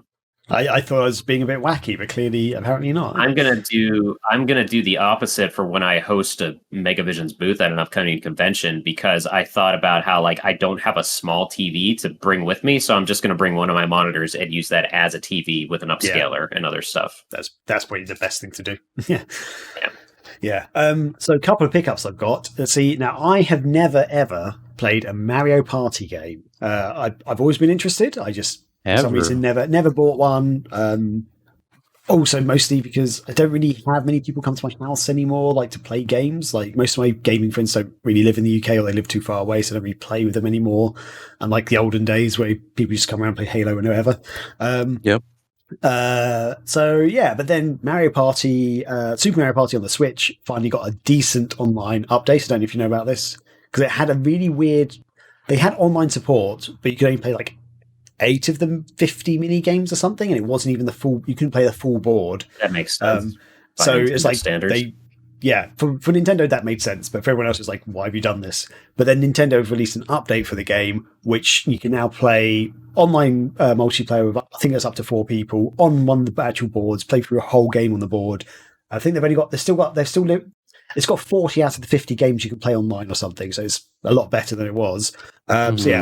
So I picked up Super Mario Party so I could play with Kate and her sisters in Australia, because they've got a Switch and we've been playing other Mario games online. Nice. So yeah, but I've never played a Mario Party game. I still haven't played a Mario Party game because I bought this 4 weeks ago and we still haven't played it.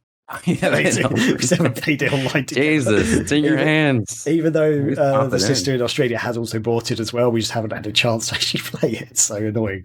But yeah, and also Kate, I was like, I could just play with Kate, and then she was like, I want to play online with my sister, like sort of almost all we can experience together, which fair enough. Typical. No, I don't know. But yeah, so we'll see. And also I picked up Link's Awakening, Legend of Zelda: Link's Awakening. In fact, the crazy thing is, so on. Oh, you're going to eat it, aren't you? Sorry, I'm not going to eat it this time. I've learned that lesson from trying to eat it Nintendo Switch. This time we're swallowing Switch games instead of licking battery.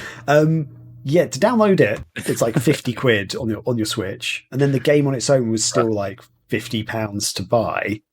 But if I bought the game and a poster, I haven't actually unpackaged the poster because I'm actually going to put it on the wall and stuff. It's quite a big poster.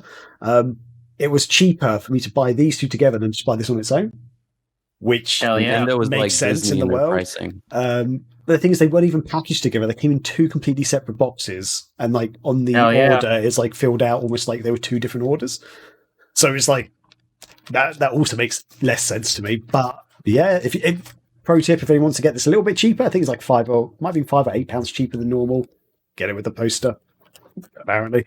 But, you get a discount by getting something extra. Okay. Like, I'm happy with that. I don't have a problem with that. But yeah, so this is what Nintendo needs to do with all its other like re-releases of old games, basically, because they've done a fantastic job with Zelda: Link's Awakening. If you don't know, it was originally a Game Boy game, like an old school black and white Game Boy game, or green and slightly off green colors, whatever it was. Like the visuals it's not like a full 3D game. It's still kind of like a top-down view, but they kind of got like 3D visuals now. They've just reworked it and just made it a lot better. Like in the old game, like when you walk off like a scene, almost like it goes to like the next scene. Whereas this, they've made the whole open world like actually like one continuous thing. So like as you're walking around, the camera just follows you around and stuff, which never used to happen in the old Game Boy game. And there's all sorts of other like modern things they've done for it.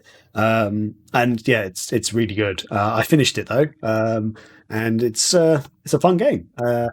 Yeah, recommend that quite highly. Actually, it's if you like. I definitely Zelda, love the aesthetic for sure because I played that too.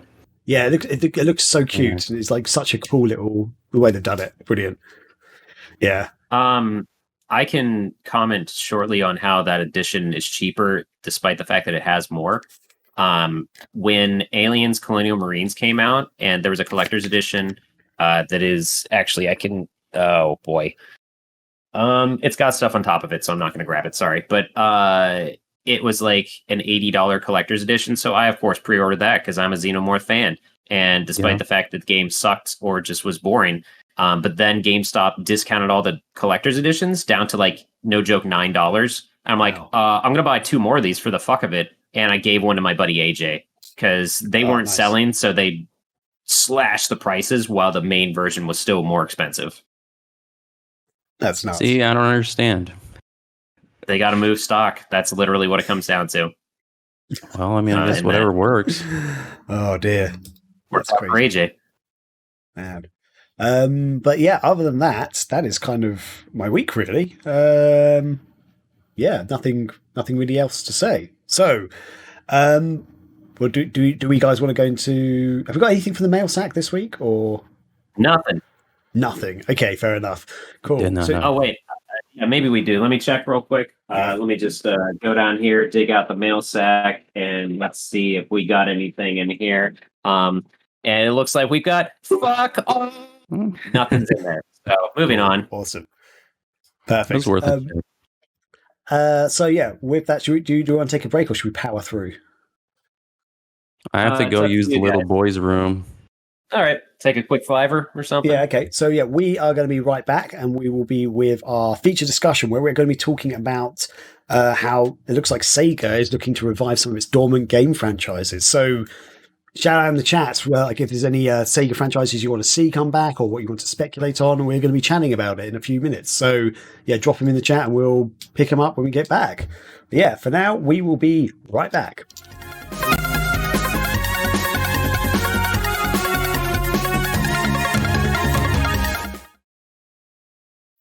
Hey, we are back live, and thanks for waiting around, everybody in the chat. So yeah, we're going on to our feature topic, which is talking about Sega possibly reviving some of its dormant game franchises. So this news came out about a week or so ago, that effectively Sega is looking to potentially revive some of its old dormant game franchises that fans have been craving for. It came out of a financial report that Sega Sammy did, and they actually released a graphic called Utilizations of IP Assets. In fact, I should be able to bring this up on the screen share. There we go. I've got my camera hidden on the screen share. Let's just bring myself up. There we go. I'm here as well. So they held a company review basically, and they probably quarterly financial stuff, earnings call or whatever. Basically, and this sort of graphic came out of it, and it's sort of giving examples of past IP groups. So that includes things like it says including dormant IPs. So that includes Crazy Taxi, Jet Set Radio, Space Channel 5, Rez, Panzer Dragoon, Knights, Shinobi, Virtua Fighter, Altered Beast, House of the Dead, Streets of Rage, and Soul Hackers. I've never even heard of Soul Hackers. So, do you guys know Soul Hackers? I know the name. I don't know that it was a game, an anime or not, but I do remember it is a game. Okay. I do not remember it either, but I think that's why there's an etc. right next to it, because they're like, and everything else. Right, yeah. And there's actually like a tiny little asterisk, like caveat thing underneath saying, under examination of which IP to utilize. And then underneath that graphic, there's different options. 1, remaster, which means convert past titles to HD animation. 2, remake, which is significant addition of new features while maintaining gameplay of the original game. And then 3, reboot, reconstructs to a new game while maintaining look and feel of the world of the IP. So yeah, kind of exciting stuff there, I think.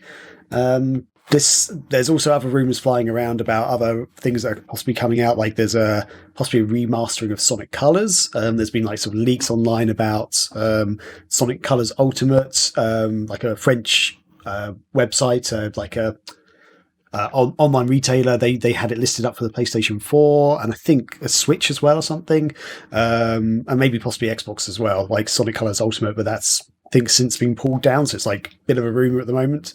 And also something about Sonic Collection. That's also been, I think it was the same French website actually. They put up this page which sort of talked about Sonic Collection, which could be a possibility because it's Sonic's 30th year this year, and Sega's sort of celebrating that at the moment. But yeah, I mean, Sonic's obviously not a dormant IP, but it looks like they could be looking at some of the other IPs. And that sort of, we've recently had Panzer Dragoon Remake come out, which seems to have done pretty well. Streets of Rage 4, amazingly well. And Sega's talked about Virtua Fighter going into the esports sort of category of gaming. So looking at sort of re-releasing Virtual Fighter as an esports title. So yeah. What do we think of the news at the moment? Like, what do you guys think of the news? Like, what's your reactions? What are you feeling?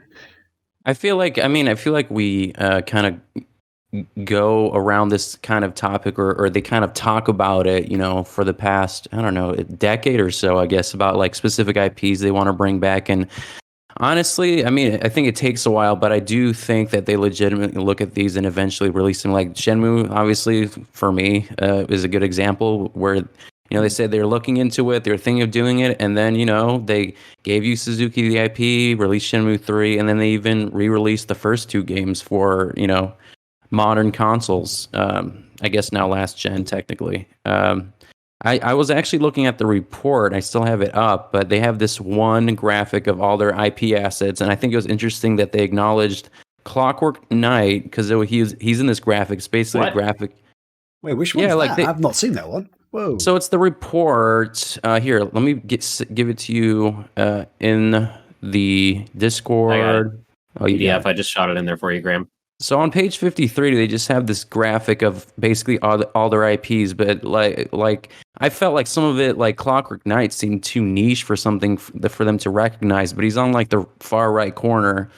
Wow, he is. So you see him in there, and Panzer Dragoon is in the far back. So they're the game. Basically in the far back. It's a picture of all their IP, like the characters from all their IPs, yes. Just to clarify. I thought you were talking about like a pie chart before I brought this up. No. Okay. Sorry. Wait, where am I looking at? What page are we on? Because this is many pages. 53. 53, all the way down to 53. Woohoo! Okay. What's the bottom left? The girl that's on the floor with her mouth. Let's zoom in a bit as well. Hand over her mouth. Maybe somebody in House of the Dead being rescued. I don't know. Maybe. You don't remember Floor Girl? Not personally. Oh, we have to have Marcin's camera again. That's okay. Cool stuff, though. It's Sorry, go ahead, Marcin. Finish your thought. No, yeah. So I'm just saying, like, I think it's interesting.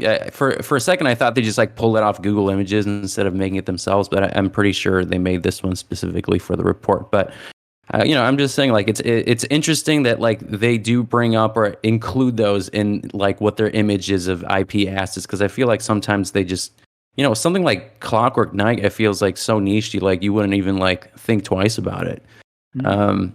For them, and I don't think he's popped up in any other like cameos in Transformed Racing or Tennis or anything. Yeah, so just an interesting addition, and obviously Ryo Hazuki's in there, which is always fun. The girl on the floor next to Tails, that's not from Catherine, is it? The Atlas game. Is Catherine Atlas actually? I think Catherine's Atlas. Fuck, I'm muted. She is definitely not from Catherine, and Catherine is an Atlas game. Okay.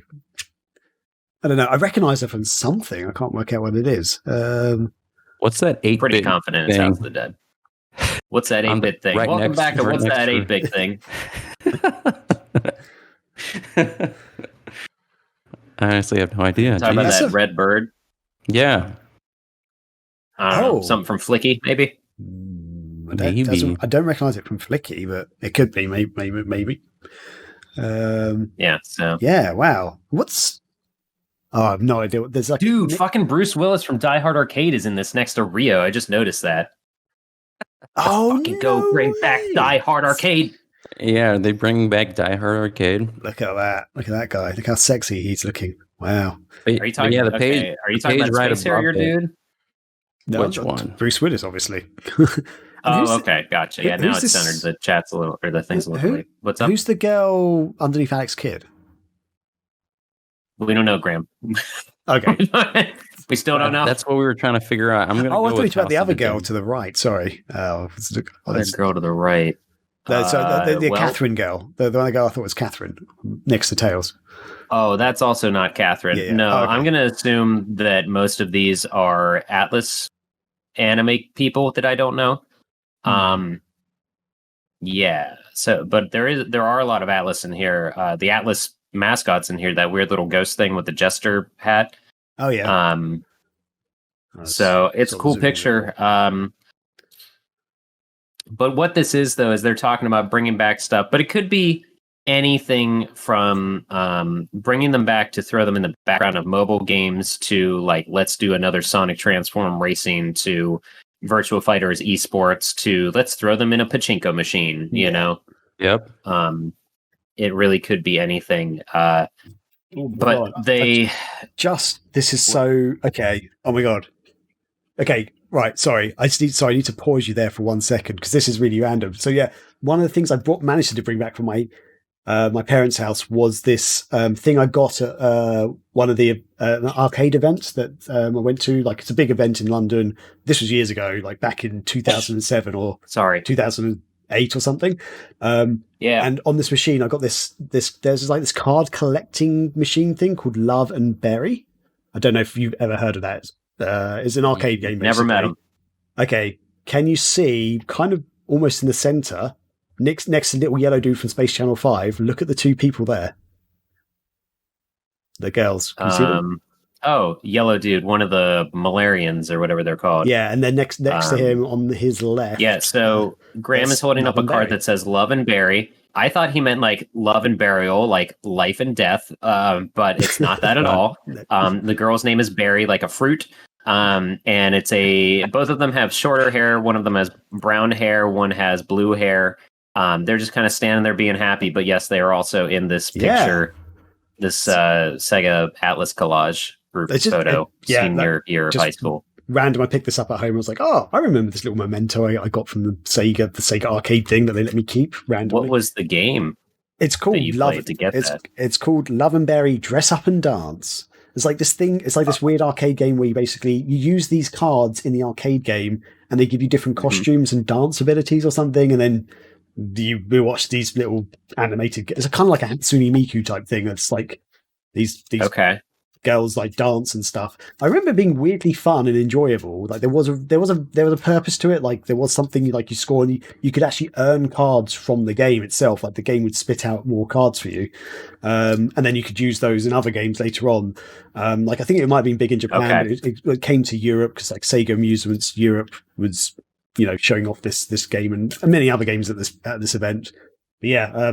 They sort of asked me to play it, so I played it for a bit. I think I did a little review back on Sega Nerds back in the day. But, this is when you were hanging out with Sega people? The event was a big public event, but I happened to be chatting to some of the Sega people, so they were like, sort of like, "Oh, you're from Sega Nerds." Like, because back in the day, Sega Nerds had some weight behind it, weirdly, and yeah, they dead weight. Dead weight now. No, sorry. Dead weight now. But yeah, they they were kind of cool, and they sort of showed me this, and they sort of said, "Yeah, take it, keep it." So I was like, okay. I was going to ask you if you used that in other games because there's a one of the Dave and Buster's near me. There was this horse racing game that had like seriously 16 consoles and then a giant screen on the wall, and you could type up and like name your horse and stuff. And I think I might have mentioned this on our Streamgram or something. I named the horse Slap Ass Johnson, but ass was spelled with 2 Z's because I'm hilarious, guys. But it would print out that card, so I have that card somewhere of Slap Ass Johnson.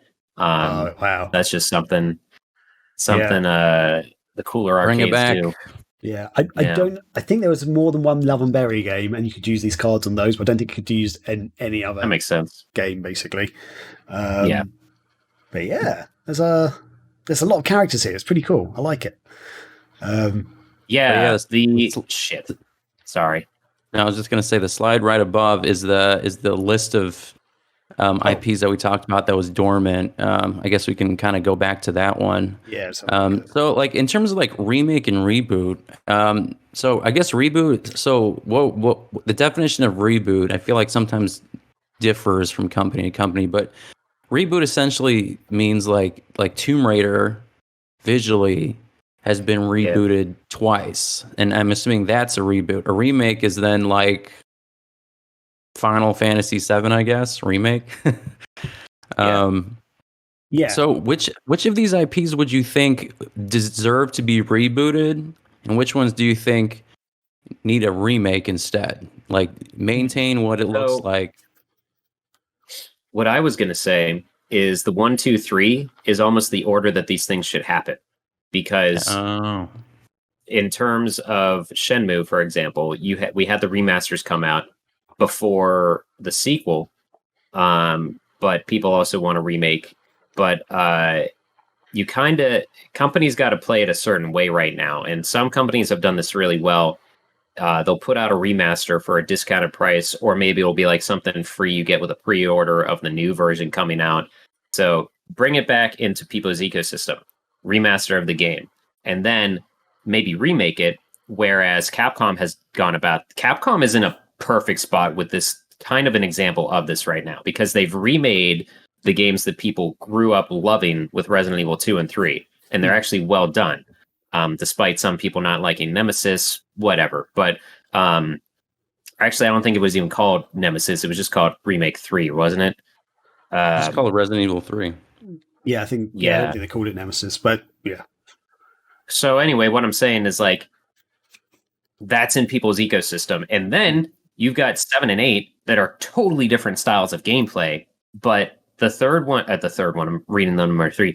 Resident Evil 7 to me felt like a reboot of the first game, because you were in a house that was kind of Metroidvania, but it was a first-person view, and you were kind of running around from this terror and not knowing what was coming up as you enter things. So Capcom sort of has done this, and it's been a perfect storm for them, because they are also in a spot where they can keep remaking the old ones in not static camera angle, but third-person view that I think Graham and I both prefer.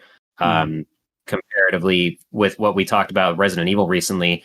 But then you've also got the first person views for the people that are like, I love Amnesia, I love Soma, I love the Slender, or whatever, like the first person view spooky games. So maybe that's what Sega's trying to figure out with this, is what do we want to bring back, how do we bring it back, and then redo it.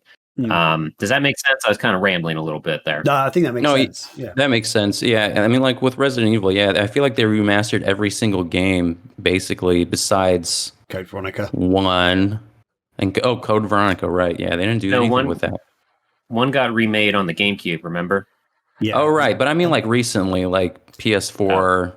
I feel like they brought back 4 and 5, and they brought back, or 6 was on. Was 6 on PS4 already? I think so. I don't know. Anyway, that strategy works. Yeah, that strategy works. So I agree with that. Remastering, in terms of remastering, see, like I felt like Shenmue was a game that probably needed more of a remake than a remaster. Oh. In terms of they should have done more quality of life enhancements. Remaking them. The thing is, they were looking at doing a remake of the game. So when Shenmue HD was announced, there was a thing about Sega actually said they were looking at doing the remake, and I think they started a project and they were literally remaking it. Yeah, they did. They released some screenshots of it. Yeah. They didn't want to go down that route. I'm sure they were triggered by considering the Dreamcast. they kind of lost money with the original 2 games. I feel like they didn't really want to make number 3, so they gave it to Yu Suzuki. I think they were still hesitant about it. So it's like remaster makes more financial sense to them. It's less money, and it's I was just porting it to the latest consoles in a way. Right. Yeah, I think it would have done better with a remake, though. You're right. Yeah. Which is annoying. I think in terms of pricing, though, people sometimes conflate the $70 million or whatever it was just like the first game, but it's actually a combination of the Saturn version, all the work they did on that, and then it's transferred to the Dreamcast and all its work on that, and Shenmue 1 and 2. Yeah. So that $70 million was all of that process. But so I feel like if they remade it, you have existing characters and all that stuff, so I think it would be considerably less. But I still think that they're pretty cautious about that kind of stuff, especially because I think Shenmue 3 sales weren't. I mean, they were okay, is what they said, but like they said that in a financial, report. So that was through Deep Silver, but yeah, they were like, okay, so that's charitable in an investor meeting, So if they had better numbers, they would definitely tout it. Yeah, I think. And I lost my thought. Never mind. Well, things like Rez, right? So what about Rez that was on the Dreamcast and on PlayStation 2? Rez hasn't really stopped though. Like it's not dormant because they just released a VR version of it. So that confuses me that it's even on here. And that was one of the things I think Happy Dude put in there. He was talking about, because like some of these say past IP, or he wrote the article, like dormant or past IPs, like Virtua Fighter we talked about is an esports thing, but I feel like it's not super official, so they probably kept it there because I don't think they had a teaser, but I guess like nothing beyond that. They've announced it as an esport. They've put out press releases, so I feel like it is official. Just that it hasn't. I guess the thing is, though, I believe, from my understanding, isn't it like just a remake or sort of port of Virtua Fighter 5? That they're making basically for esports. Yeah. So you could argue the franchise kind of is dormant in that they haven't released an actual new game for a while in it. That's true. So yeah, but like House of the Dead, I know they announced a remaster. I think it's a remake. Actually, it's a remake, like the Panzer Dragoon one. It's also by Forever. Oh shit! What the hell's her name? Forever Infinity or something, I forget.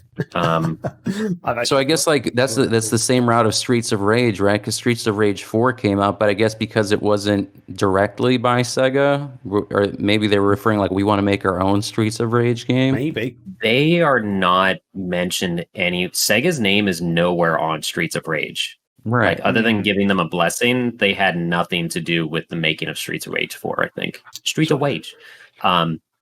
And I was also holding up Space Channel 5 VR, super recent release. So this is not a dormant IP. I don't know what that means. But it's strange. That Space Channel 5 VR, is that just the original game, but somehow in VR? Or is it actually a whole new game? Does that make sense? You know what, Graham? I wish I could tell you, but I don't have VR. I'm an idiot. You know why I bought this? I'll show you why I bought this. So, but I believe it is just the first game, and I think Hatsune Miku is in it as well. Oh, okay. But this is the reason I got this edition. It comes with a Dreamcast stylized case. Yeah. Nice. Yeah. So fairly certain it's just the, what Space Channel 5 is known for, fidget spinners as well. Oh my God. That kind of dates that already, because I feel like fidget spinners lasted a year and everyone went, oh, these are actually shit. Like I remember people were paying like £20 for fidget spinners for some reason over here. And then I walked into a shop and bought something that cost about £6. Like, oh, with every purchase over £5, you get a free fidget spinner. And I was like, okay, I'll take one of those. No, I don't want it. I was just like, are these popular still? This was like 6 months after everyone was going crazy for it. I was like, oh, maybe these are cool. I don't know. I've never used one. It's free. I'll take it. Man. Yeah. It is essentially the first game, though, from what I've seen here on the box. So, like, maybe when they talk about dormant IPs for some of these, it's just games that they haven't had a brand new entry to the franchise, like moving on the story or whatever it is. So maybe even like some of these remakes, like for Space Channel 5s, like the VR releases or whatever, they're like, yeah, let's count as dormant because we haven't actually made a new one yet. So something else in this that they... Oh, sorry, go ahead. I was going to say, it does actually say at the top, examples of past IP groups, including dormant ones. So you could argue... Okay. Oh, yep. Yeah, I think maybe that's how they're getting around that, because like Panzer Dragoon is an old IP. It had a remake, but I don't know. Yeah, anyway. What were you going to say, Scotty? I completely interrupted you then. I was going to kind of move away from that and talk about what else they mentioned in this article. Okay. Because they mention, not in this article, but overall with this story, like information that came out, that they're working on that super game. And that also something involving creative assembly, and that it's maybe a shooter or some sort of first person thing. That should be some red flags, because creative assembly did Alien Isolation. They did. Yes. So I was thinking of the wrong game. So yes. Don't correct me on my Sega knowledge, boy. Sorry, dude. I just got I'm kidding. When you said a red flag, though, I thought you meant it's going to be a bad thing, because Alien Isolation. I don't know, just a flag. I don't know. Okay. Yellow card on the play. I don't fucking know. Give me a. It's a hint at what it could possibly. Yeah. Okay. Yeah. Yeah. So I don't know, but that is a thing that Creative Assembly did. Alien Isolation, that did very well, arguably well enough for people to forget about Alien Colonial Marines for a little bit. So that might be coming up. That's what I assume it is, but the only reason I don't want to place all bets on that is there is an Alien that a smaller company is working on. That there was a brief trailer that it basically looked like Left 4 Dead or like a horde mode of xenomorphs coming at you. Okay. I forget if the game had an official name yet or not either. But the biggest thing to take away from this is everything with a grain of salt, because the last time Sega hyped up something on par with this, it was Humankind. And the majority of people did not give a shit about that game in terms of comparatively to what they hyped it up as. Yeah, so they were like talking about like a whole new AAA franchise and stuff are going to be relaunched. Right. Everyone was like, oh my God. And then it's like this thing that no one's ever heard of. We're like, yeah, okay, fine. Right. Like it's not, so it could be anything from a new mobile turn-based thing like they had with, what was that game called? I can't remember it now, with all the Sega characters under Sega Forever and all that stuff. Yeah. You got it? I've just Sega Heroes? You might have it. Sega Heroes? Yeah, Sega Heroes. Are you talking about like the Jeweled kind of game? Yeah. With the character? Yeah. It was turn-based in terms of how you just stood there against other stuff. But I will say I was addicted to that. I was addicted to that for a bit. Jesus. I didn't care about that at all. I think it was basically you and LBD talking about it in the Discord when that game was still active. Yeah. But that's not to say it was a bad game. It just wasn't my cup of tea. Yeah. But I could see them doing something like that. I just know to keep my expectations in check just overall with video games, not just with Sega. And one last thing I'll say on here, nobody cares about Altered Beast. It's not a good game. It was a 20-minute pack-in game that was wonky as shit. But I think for Altered Beast though, I think that brings it to like the reboot side, because I think I'd be interested in seeing what they can do with the general concept, but make it something that is better. They made that. Was there an Altered Beast like a 3D game? Was it on PS2? There is. I think it was in the works. Find it on my shelf. There is one. Yeah, that's right. I'm kind of. It was. I don't think North America got it. I think it was only a PAL in Japan. Maybe only PAL actually, because I did see someone playing it once, and I was like, I want to get this. But then I keep remembering that PS2s are region locked, so there's like a list building in my head of games outside my region for PS2. Yeah, that's exactly one of them. Altered Beast for the PlayStation 2. Yeah, all right, so I sit semi-corrected. I still stand by the first game is not good. But I don't think that one's that good either, right? I don't think that. I have not played this yet. I was going to do it for What Did I Just Play, and I just haven't got around to playing it yet. I don't think that my PS2's. Oh no, my PS2's under the sofa bed thing behind me, so I need to get that out and set it up. But from what I've seen of that PS2 version, and then I've played the Genesis version, something different, I don't want them to continue it includes some bits, some features that were in the original, that was in the original game, but I would just change it. I'd be curious to see how they would actually make it work, because I think Tomb Raider is a great example of them really knocking it out of the park with the last 3 games they released. I think they did a great job with those 3 games. After Angel of Darkness, in PS2, they tried to reboot it on the Xbox, and those were good. But I think they really did a great job. Controversially, I preferred Tomb Raider Underworld and Tomb Raider Legend. I thought they were better games than the more modern ones. You think so? They've completely changed it though. I loved the original Lara, who could do cool, massive backflips and jumps and was just really athletic. The new Lara is very slow. It's very stealth-like almost. Yeah. And she's changed her, iconic twin dual-wielding pistols for the bow and arrow now, which I feel like bow and arrows are just over the top these days in video games, because it's a one-hit kill thing with a bow and arrow. It's I'm pretty sure it'd be the other way around in real life. Have you ever been shot by an arrow, Graham? It's like a kitchen knife going at you really fast.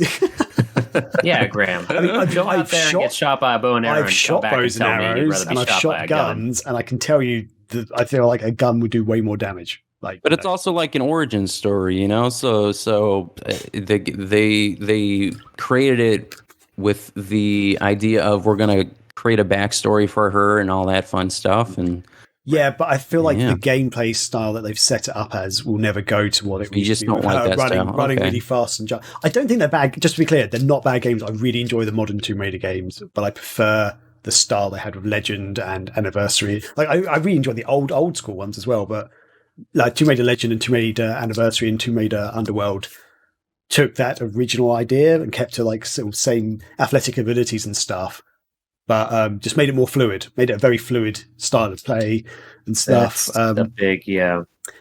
I was going to say, I like you watch, or no, I talked about how I was playing the first Tomb Raider, and I feel like that's my biggest complaint. It was not fluid at all. It was too janky, but it suffered from not having a second stick for a camera angle. I think that's the biggest crux of it. Yeah, but at the time when the first game released, that was like, it was mind blowing. I was like, what? This is like a full 3D game, big, massive maps. With tits.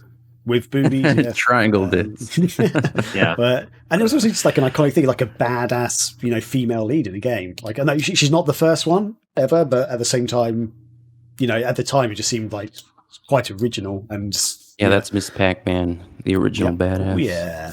Right. Yeah. Jill Valentine, baby. Oh, yeah. Just going back to Altered Beast briefly. Yeah, I think the thing with this game is this was almost a reboot as well, in a sense. That cover looks so dumb. I love it. Oh my God. Yeah. Like, look at that freaking, there's like an eyeball on the D and stuff. Like, it's just kind of crazy. Are those claws or those bones? Our logo is made out of bone. Like bone claw things. Yeah, it's kind of weird logo. But you know how, like, the original one, you are like resurrected by Zeus or by a god? You're resurrected to like save this god's daughter or something to rise from your grave. I don't think they thought too much into it, so it could be whatever. The backstory of this one is: as a special military operative, you are sent to investigate a deadly genetic outbreak. Sound like any other game franchise at all? Haunted by your past, you soon discover the line between human restraint and primal instinct will blur until nothing is left but the savage desire to uncover the true nature of the Altered Beast. They've kind of treated. But my understanding is this is very much like a sort of Resident Evil, Metroidvania style game that like you unlock new sections of maps and you go back to other areas and stuff. Like it's you start off in. And like you unlock your abilities and you can go to new areas and things like that. But I haven't actually played it yet, so that's all I understand from screenshots and reading stuff. Yeah. Anyway, sorry. That plot is literally if Bloody Roar and Resident Evil got married and have a child. Yeah. There's nothing original about that at all. As soon as you said as a government agent or whatever, I was like, you lost me. Oh wow. But, it must have come out in like 2002, probably something like that. Oh no, later than that. So that was probably like 07 or something. What? Or no, what was PS or what? Sorry, PS2. PS2 probably died 06. I'll say 04 at the latest for that. What's it say, Graham? 2005. There you go. It's close. And it was made in Austria, apparently. It says on the back. Yeah. All rights reserved. Made in Austria. Cool. Yeah. In fact, I think I've got some sort of. Okay, never mind. The language on the back, I'm really bad at flags and stuff, but those are not English flags. It says there's quick starts in. They might be Finnish or something. I don't know. Anyway, I could not see what you just held up for us at all. So I guess it's good as ours. Anyway, yeah. So what were we talking about? Yeah. So like a reboot of something like Altered Beast instead of a remake would make sense to that point, Scotty. I think because like those games do feel dated now. I do completely agree with you. I feel the same way about Golden Axe. I feel like the Golden Axe. People love Golden Axe. And I understand why, 'cause back in the day, I used to love it as well. But I've played Golden Axe more recently, and I do not find it entertaining. There's the constant stop of everything. You get to the end of a screen, you have to beat everyone up, then you move along and stuff. I don't know why I don't enjoy it like I used to. So I feel like a reboot of that might be cool as well. Like I know they sort of tried that with Golden Axe Beast Rider, which did not work, but that's because it kept to the same format. And that's my biggest complaint to that game, which you'll find out actually in my review in the next issue of the magazine. And Streets of Rage 4, I mean, you'd say Streets of Rage 4 maintains the style of gameplay, like it's still similar to the previous games. It is. I feel like they are outdated a bit more because they make. I do know what you mean. there's something about Streets of Rage 4 which I think they kept it a bit more fluid though, and there's more stuff going on in the game, so it kind of made it a bit more exciting in a way. Right. Like I do love Streets of Rage 4, just to be clear, but I'd almost like to see that franchise go in a slightly different way. I think like with that, they do a good job of maintaining what it used to be, but like Altered Beast, like we mentioned, and what was the other one? But yeah, like those need like just a complete redesign of what the gameplay should be, because I don't think they should maintain it exactly. I don't know if that makes any sense, but yeah, like Knights, I would be curious to see like what they can come up with. I don't know if I would maintain like the gameplay it had on the Saturn. I would change up how Knights plays. I don't know exactly how, but I'm sure they have smart people to come up with that. But that one would definitely need a reboot. I don't think I want any more Knights games. I'm scared for what might happen with that. Dude, Journey of Dreams, the story and the kids, and like so much of that game was so bad, so poorly executed. Yeah. And that had like Yuji Naka had nothing to do with that. And then Balan Wonderworld came out, which is a huge victim of circumstance. We can talk about another day. But those things combined, I kind of want Knights just to stay Dormant where it is. Yeah. I want to see a new Knights, but I want them to not do the bullshit you just mentioned. I don't want to have the kids. I liked it in the original Knights when you ran out of time, you got to run around the world as a kid. I thought that was cool. It's a bit, but I didn't like the levels as the kids. That was just like, it's not the main part of the game, which they kind of made it into. Like it's more of a side. It's like comparable to like the Michael Bay Transformers movies that are about the humans. Like, what the fuck are you doing? Oh, yeah. We're not coming to this for Shia LaBeouf. We want to see Prime kick some ass. Like, same thing with Knights. Like, okay, we understand those kids are the vessel for us to experience this game. That doesn't mean we want to jump on 1,000 flowers as them and be so limited that we're not flying around like Knights. Yeah, you know? Exactly. Because in Sonic and Sega All-Star Racing Transformed, they've got the Knights level where you can fly around in the plane stuff. I was like, this would be so much fun as Knights. I feel like if they made a whole game kind of like that, maybe just to experience it in like fully 3D but flying. Because back in the day, the technology wasn't quite there for all that, but it is there now. I feel like it could work, and they could still also do the sort of the sideways bits as well. I don't know. I don't know. I don't know. I definitely want to see a Virtua Fighter 6. I guess, making Virtua Fighter 5 Final Showdown remake, reboot, SX, whatever edition that they're going to release is cool. But edition. Yeah. Yeah. But like, if I want them to have bring back that franchise like that makes it like at the forefront, like you have Tekken and Street Fighter right now. Right. I think it could do really well if they, put their minds to it. Now is the time to bring that back, though. Like this, excuse me, fighting games are thriving again like they have not since the 90s. Like with the different franchises out there between Guilty Gear and Street Fighter has been the biggest roller coaster in the world, but it's still back in better graces than it has been. Tekken, for sure, Mortal Kombat, Injustice, Soul Calibur. Yeah, like, Dead or Alive, not so much. Time. This is I watched the somewhat depressing but very well put together video by Matt McMuscles of when Sega made fighting games, essentially, and like how Virtua Fighter happened. It's really incredible how much of the groundwork Sega laid with Virtua Fighter, and then it just disappeared. They just stopped. Yeah. Mm-hmm. Yeah. So got to bring back Yu Suzuki for that too. Maybe. Well, the way he wants it, Virtua Fighter 5, and then basically if they make a 6, I think if they give him the creative freedom to work on it, I think he tried for Shenmue 3 to be appealing to too many people at the same time, and then basically accomplishing very little of what he originally wanted to achieve with those games, specifically the gameplay, because the fighting, because he basically was like, you know what? We'll basically make it where anyone can basically pick up and play. You press a button and then it punches, and then it lacked the kind of ingenuity he did with Virtua Fighter, right? And the original Shenmue game. So if he can just bring back that kind of the fighting system for 6, and you know what? Honestly, bring in people with other ideas, because I think he also had a much larger team on Shenmue. Obviously, the first 2 versus the third game. So as long as Sega's involved, I think he can make a great fighting game again. So I like that. Yeah, I like that. Do we want to talk about what games we'd like to see? Like what we think would be. Well, I think we could actually lead into that with a question we got while we're recording here, if you don't mind me reading it, or a response, I should say. Yeah. Nicholas Schaefer in the Discord. Again, guys, I'll drop those watching live.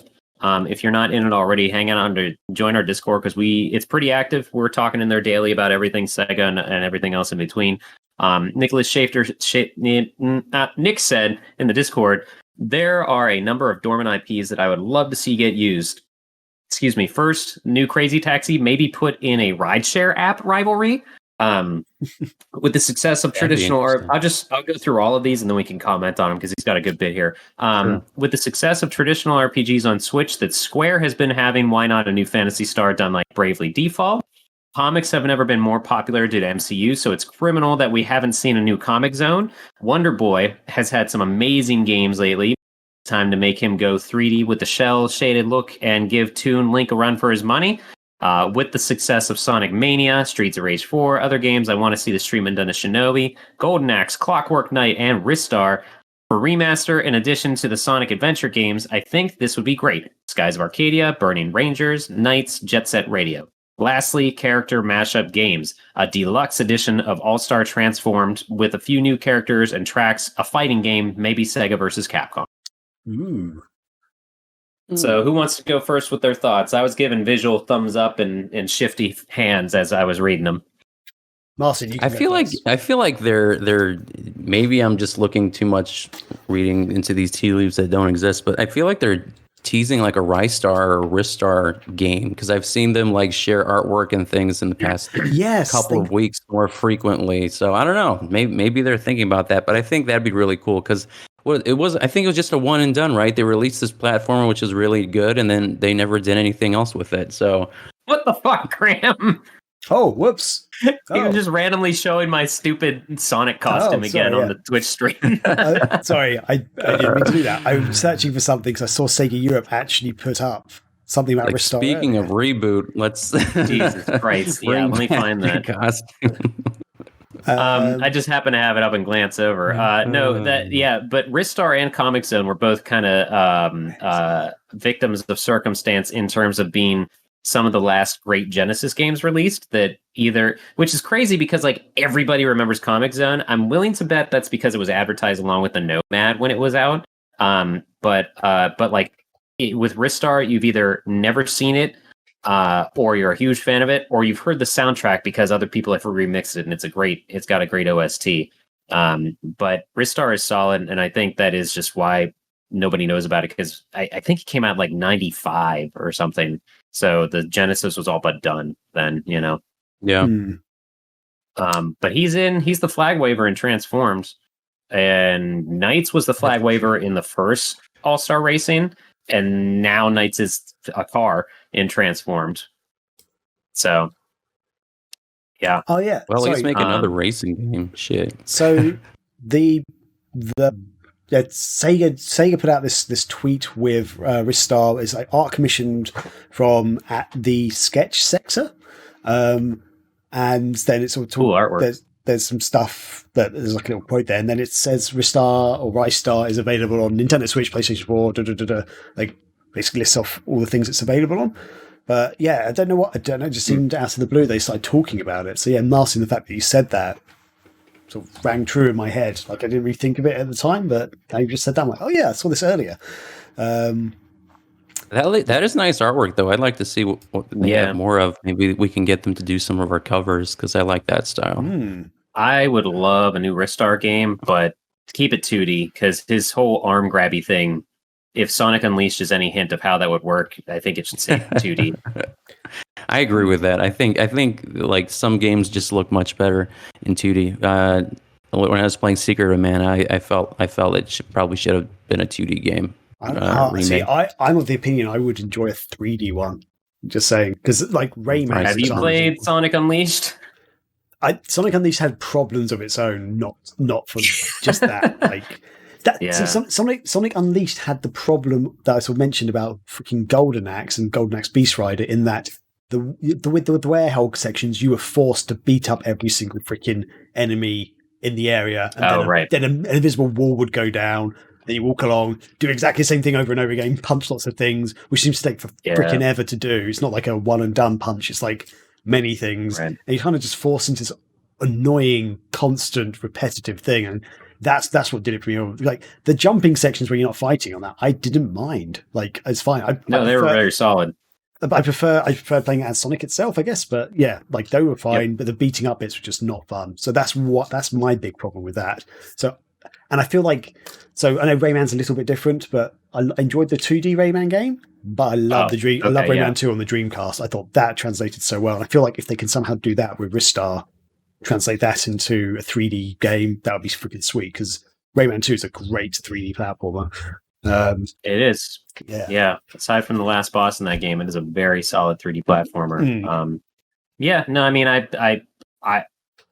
I could say that basically everything Graham just said shut me up with those comments, because just simply if it's done right, it'll be great.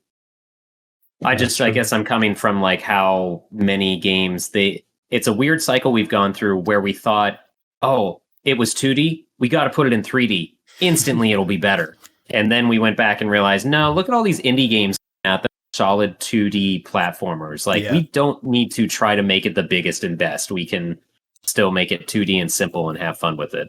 Yeah, I think one game that I did appreciate that they kept as 2D, which is the Legend of Mana game that they're re-releasing, and I will be reviewing on Megavisions. So TBD on that when it comes out near the end of June. But for that line of games, Trials of Mana, actually they did a great job in terms of the 3D, but Legend of Mana, when it originally came out on PlayStation, I just thought the 2D art itself was just beautiful. Like, it was absolutely gorgeous in terms, like what you were mentioning, Scotty. I don't know what game that was. There you go. Yeah, like it has like that kind of style. Like it could be like a painting, like it's like some of the towns and all the stuff that you visit. Like it's just beautiful. So I'm glad that they maintained that. And those are the kinds of games I think that look great in 2D, like the drawing and all that, and the sprite work. Yeah, top-notch stuff. And I think it was very underrated when it first came out in the 90s. But I guess it is dependent on the IP. Like the Altered Beast thing, like the 2D, it didn't look good to me personally when I saw clips of it online. So I think like for Altered Beast, I think 2D might be the way to go. Panzer Dragoon, which is one I think you guys have been playing it every Friday. I think that, and the levels in Sonic Racing, where they redid levels of these, games and these IPs that they used to have, like, clearly they could do a fantastic job visually of like, representing these games. Like Panzer Dragoon, when they had these trails, I'm like, Jesus, this looks great, but you're not doing anything with it. Very scenic, very scenic. I'm really hoping, like, I don't know if it's at E3 or Tokyo Game Show or whatever, that they're working on something with that Panzer Dragoon Saga game, because like that is really something that I think people will really appreciate now, versus when it came out in 95 or 6 or whatever it was.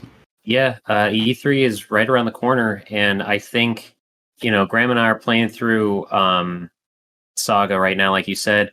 I really think it could do well, because there's so many. The only reason I think that maybe, and this is to also answer Grey Core, you mentioned in the Twitch chat, not on the report, but love to see remake a Shining Force, new Phantasy Star game. Well, there is a new Phantasy Star Online thing, but I think they mean Phantasy Star RPG single player. But I feel like they might not touch on any of that, because despite the fact that Sega is essentially an RPG company to extent right now, Atlas Super has that covered.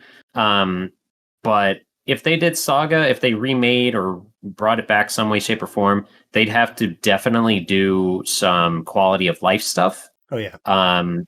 But Graham and I keep we were gushing so much over how great the scenery looks for a Saturn game and how big and how good the draw distance was for a 1997 or 8 game. It's insane. And and that's one of my favorite tracks in Transformed is that Panzer Dragoon level, which now that we're playing Saga, that racetrack that I'm familiar with now in Transform looks nothing like Saga, other than it being orange as stone and mountains.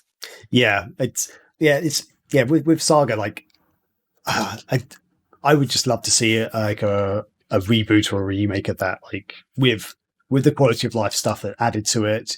They could change a few little bits here and there, but generally I think it's a very solid game still. And just even just the graphical update would be fantastic in a way. Yep. One thing, actually, sorry, going back slightly to something that Marcin said about, just keeping some games 2D, because the visuals are so good. Grey Core mentions an older RPG I would like to see as well as Egg or Elemental Gimmick Gear, which is on the Dreamcast, which for most of the game, if you don't know about it, it's like a sort of top-down view RPG. The level, the world that you walk around is actually hand-drawn, and it's absolutely gorgeous to look at. It's there's no repeating images, as it were. There's no repeating pixels because it's actually basically all hand drawn. Do you want to find any pictures of it real quick just to show people? Yeah, we can do. Let's see I can talk about it while you do that. But yeah, cool. Egg is very much, it looks like old school Zelda almost, but up-resed a little bit. Yeah. But back with RPG overworlds and hub worlds being the not static artwork. What is pre-rendered graphics, pre-rendered element environments. So, and it's got giant bosses. What up, Caesar? And just comparatively to your sprite and stuff. I was watching Antichrist play it for a good bit. Unfortunately, that game is pricey, even though it was also released on PC. It is very much one of those things that I had no idea what it was from the cover of it. Even as a child, some dude was walking into an egg-shaped capsule thing on the cover, and I was like, is this a sci-fi space shooter? I don't understand. Do you find anything there, Graham? So I was actually going to bring up a video of it, but then it seems to be people sitting on... Hold on, this is really annoying. I was going to bring up a video, but it's not. There's an overview of people sitting over the actual graphics, which is not what I want. I want just a playthrough or something, just to give a better representation of it. Oh, this could work. I've just found one, I think. So while you're bringing that up, they could really go hog wild with saying hey, remember the Genesis Mini? Remember all those games you were playing? Go grab them again because we're doing a Genesis 2, and then just start releasing remakes. If they marketed this stuff right, they could use the Genesis Mini, and maybe I could honestly see them from a marketing and business standpoint. I could see them doing a Genesis Model 2 Mini before they would do a Saturn or a Dreamcast, because there's so much more. There's genres they didn't even touch on. There's no sports games on that game, which I understand would be a licensing nightmare, but I think that they could use that just as much as they're using the Sega Ages stuff, all that that came out on the Switch and every other thing in the world. Actually, not mainly just the Switch, right? Sega Ages stuff is on right now. But Graham's showing off the Egg stuff. So I just want to get to a half decent area. There's some CGI footage. Let's go to part. The videos are super short, in 11-minute bursts. Okay, this could. There we go. Okay, right. Yeah, there's a good example of kind of roughly what the world looks like a bit. And they had 3D boss battles and stuff as well, which was really cool. And that is pretty. Yeah, I really do like that style. Yeah, it's really good hand-drawn artwork. A jumping bean. I don't know. Show you. He's like Clockwork Knight's little stumpy cousin. Yeah, and they had these 3D little battles, which were real-time battles that you fought people in, just basically walked up and started punching them, basically. Which I will admit was probably one of the jankiest bits. But these are only for boss battles. In the actual world, you could almost Zelda style. You can attack enemies. Let's see if I can very cool and different. Yeah. So more stuff like that should happen. Yeah, definitely. The sad thing is, though, I should actually point out this would not be part of this because this was actually not made by Sega, which is a bit annoying. No, but very cool idea. Love it. I would love to see another one of these anyway. Screw it. Yeah, really cool world. Really cool idea. Anyway, what are we talking about? What's going on? So I'll stop. I'll stop. I'm now distracting myself with. I was like, wait, why? Both of you froze. I'm like, how is that even possible? And my internet just dropped. So I was like, man. Yeah, mine's been going up and down. So what do we think?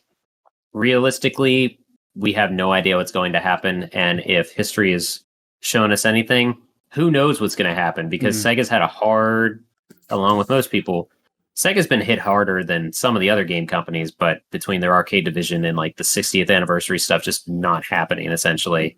Yeah.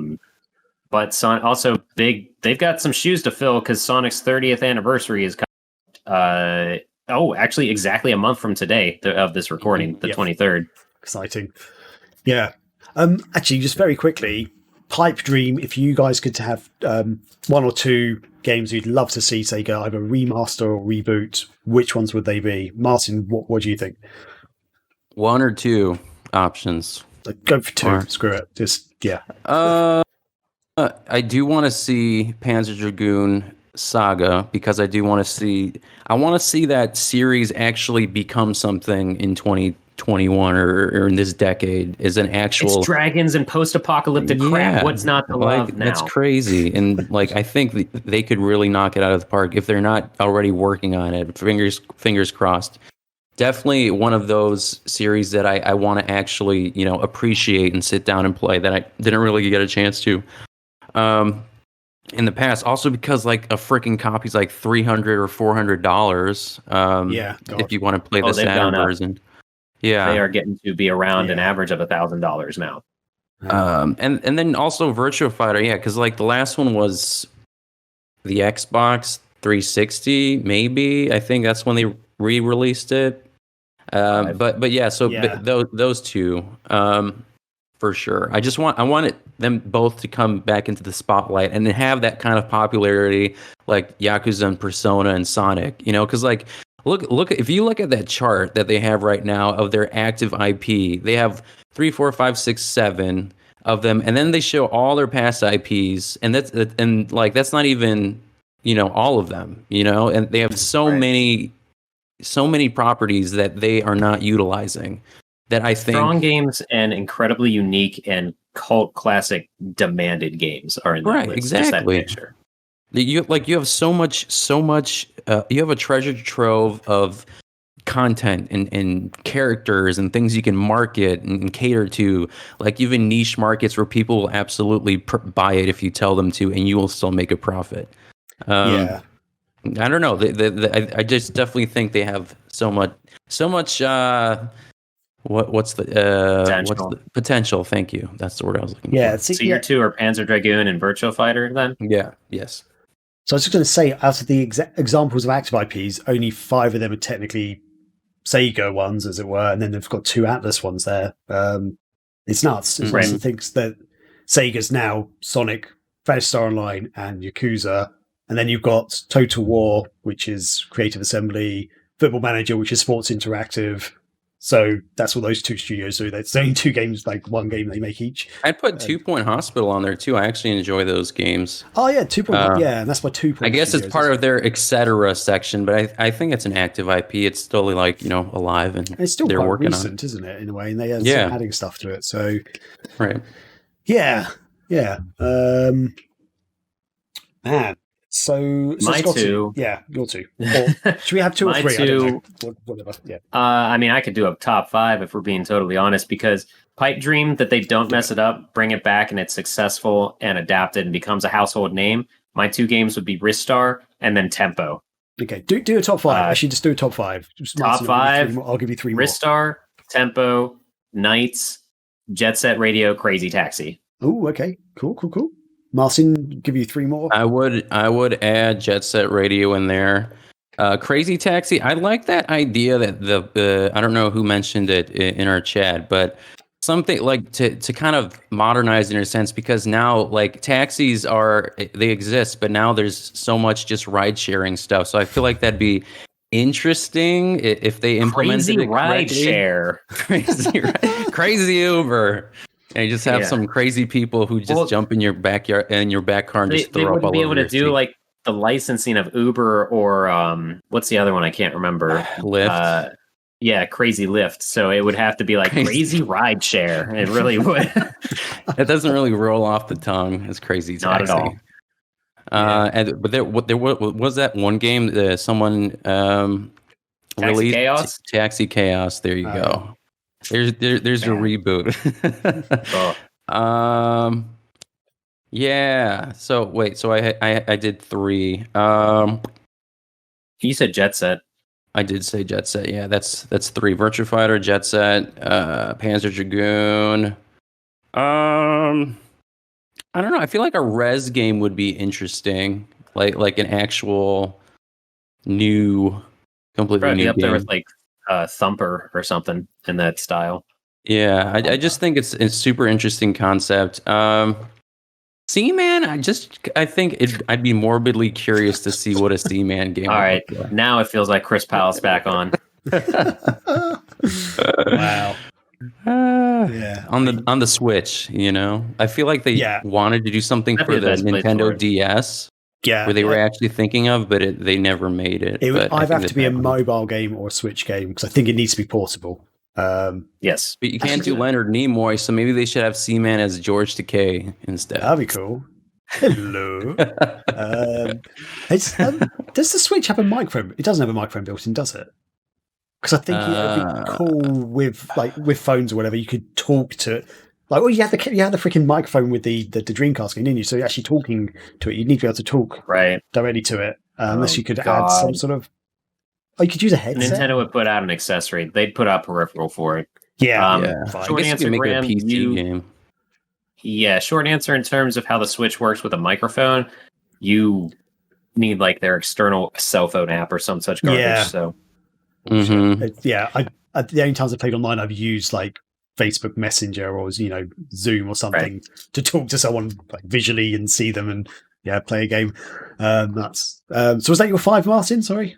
Yeah. Okay. Cool. Unironically. So in my ones, this is not in any particular order. I'd love to see Panzer Dragoon Saga. As everyone knows, that is my favorite game of all time. I'd love to see a reboot or remake of that. Give some quality of life updates and stuff to it. But generally, I think overall the gameplay still holds up really well, and it's actually a very interesting story and everything. So, love to see a reboot of that, or even some sort of other RPG in that world would be really cool in similar style. Skies of Arcadia. Again, love that game. I'd love to see another one of those. I'd love to see a new Burning Rangers or an updated version of that, because I think Burning Rangers is a really good game. I think it could do really well with some more quality of life stuff to it. No, there's actually a fan project going on. There's some guy, I'm following them on Twitter. I can't remember his name. I'm really sorry. But I was going to ask you if you knew of it. Yeah, he's doing Isn't he doing it through Unity or what is it through? I think it's for Unity. It's either that or Unreal. I can't remember. Something with a U. I was going to quickly look at it on his Twitter, but before you... it's looking great. He's thrown other, kind of done mods for his own game already and thrown other character. I think I saw Amy Rose running around in there or something too. Yeah, he's done some pretty cool stuff for it. I forget, but I can't find it. It's now. Criminal. It's criminal how games like that can just not be played, because I can see, that's the thing. I can understand Sega. This is a small rant. I can understand Sega being like, why would we do a re-release of Burning Rangers, a game that no one's heard of on a system that was arguably our worst home console? But okay, that's fine. That's why you should release a collection with it on there, so that you don't have to rely on just that one game. Literally, Sega, oh my God, hire me. Put a collection out. Whatever you do with the Saturn, just throw at least one Sonic game on there and market it again as Sonic's Collection. It will sell. I am throwing money at you. Who owns Vector Man, the series? That's Sega as well, I believe, actually. Is it? I think it's a first. I think that might have been a Chris. Why is Crystal Dynamics popping into my head?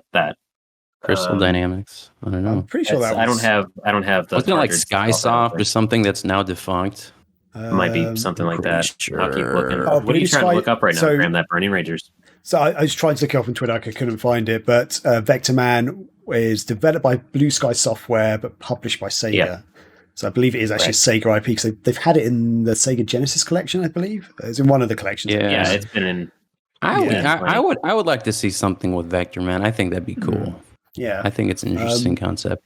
Oh, to round off my ones, I don't know, I've now got Vector Man in my head because that's an awesome game. So yeah, I said Panzer Dragoon Saga, Skies of Arcadia, Burning Rangers. I mean, I'd love to see another Knights game, to be honest. I really would. And then a game that's a bit out there, because I think not that many people played it, but I loved it. Viking Battle for Asgard, a sequel to that. I don't know if... back in the day, that blew my mind, because it's... Never heard of it. So you've never heard of it, really? Or? I don't think so. It was on the Xbox 360 and PlayStation 3. It's a 3D action hack and slash game. You're in a big... You've got 3 worlds that you go to, like 3 levels, as it were, but they're big open spaces. And you sort of go around, you have to like save like some of your Viking friends and stuff. Because like this undead horde has basically taken over the land. And you've got to do things to like weaken their defenses. But then... like at the end of the first area, and then like halfway through, and at the end of the second and third areas, you have these epic real time battles. Which, if you've ever seen the Total War games, where you've got like literally hundreds of troops on the field, like fighting each other, it's that, but you are doing it in real time as a person in that battle. You're like literally charging in, like with your axe and sword, just chopping up like hundreds of people around you and stuff. It's so cool because you've got like people on your side and people on their side, and it's such a fun game. And then you've also got you unlock these dragons as well who can help you. So it's almost like Streets of Rage, where you press the special button and like the police show up and like fire a rocket or whatever. These dragons. The police dragons show up. And the police dragons show up. Panzer Dragoon Saga shows up and like flies down, and like they will drop like a fireball on like some of the enemies. You see the enemies fly in the air and stuff. But the world is epic. Like it's actually really big open space.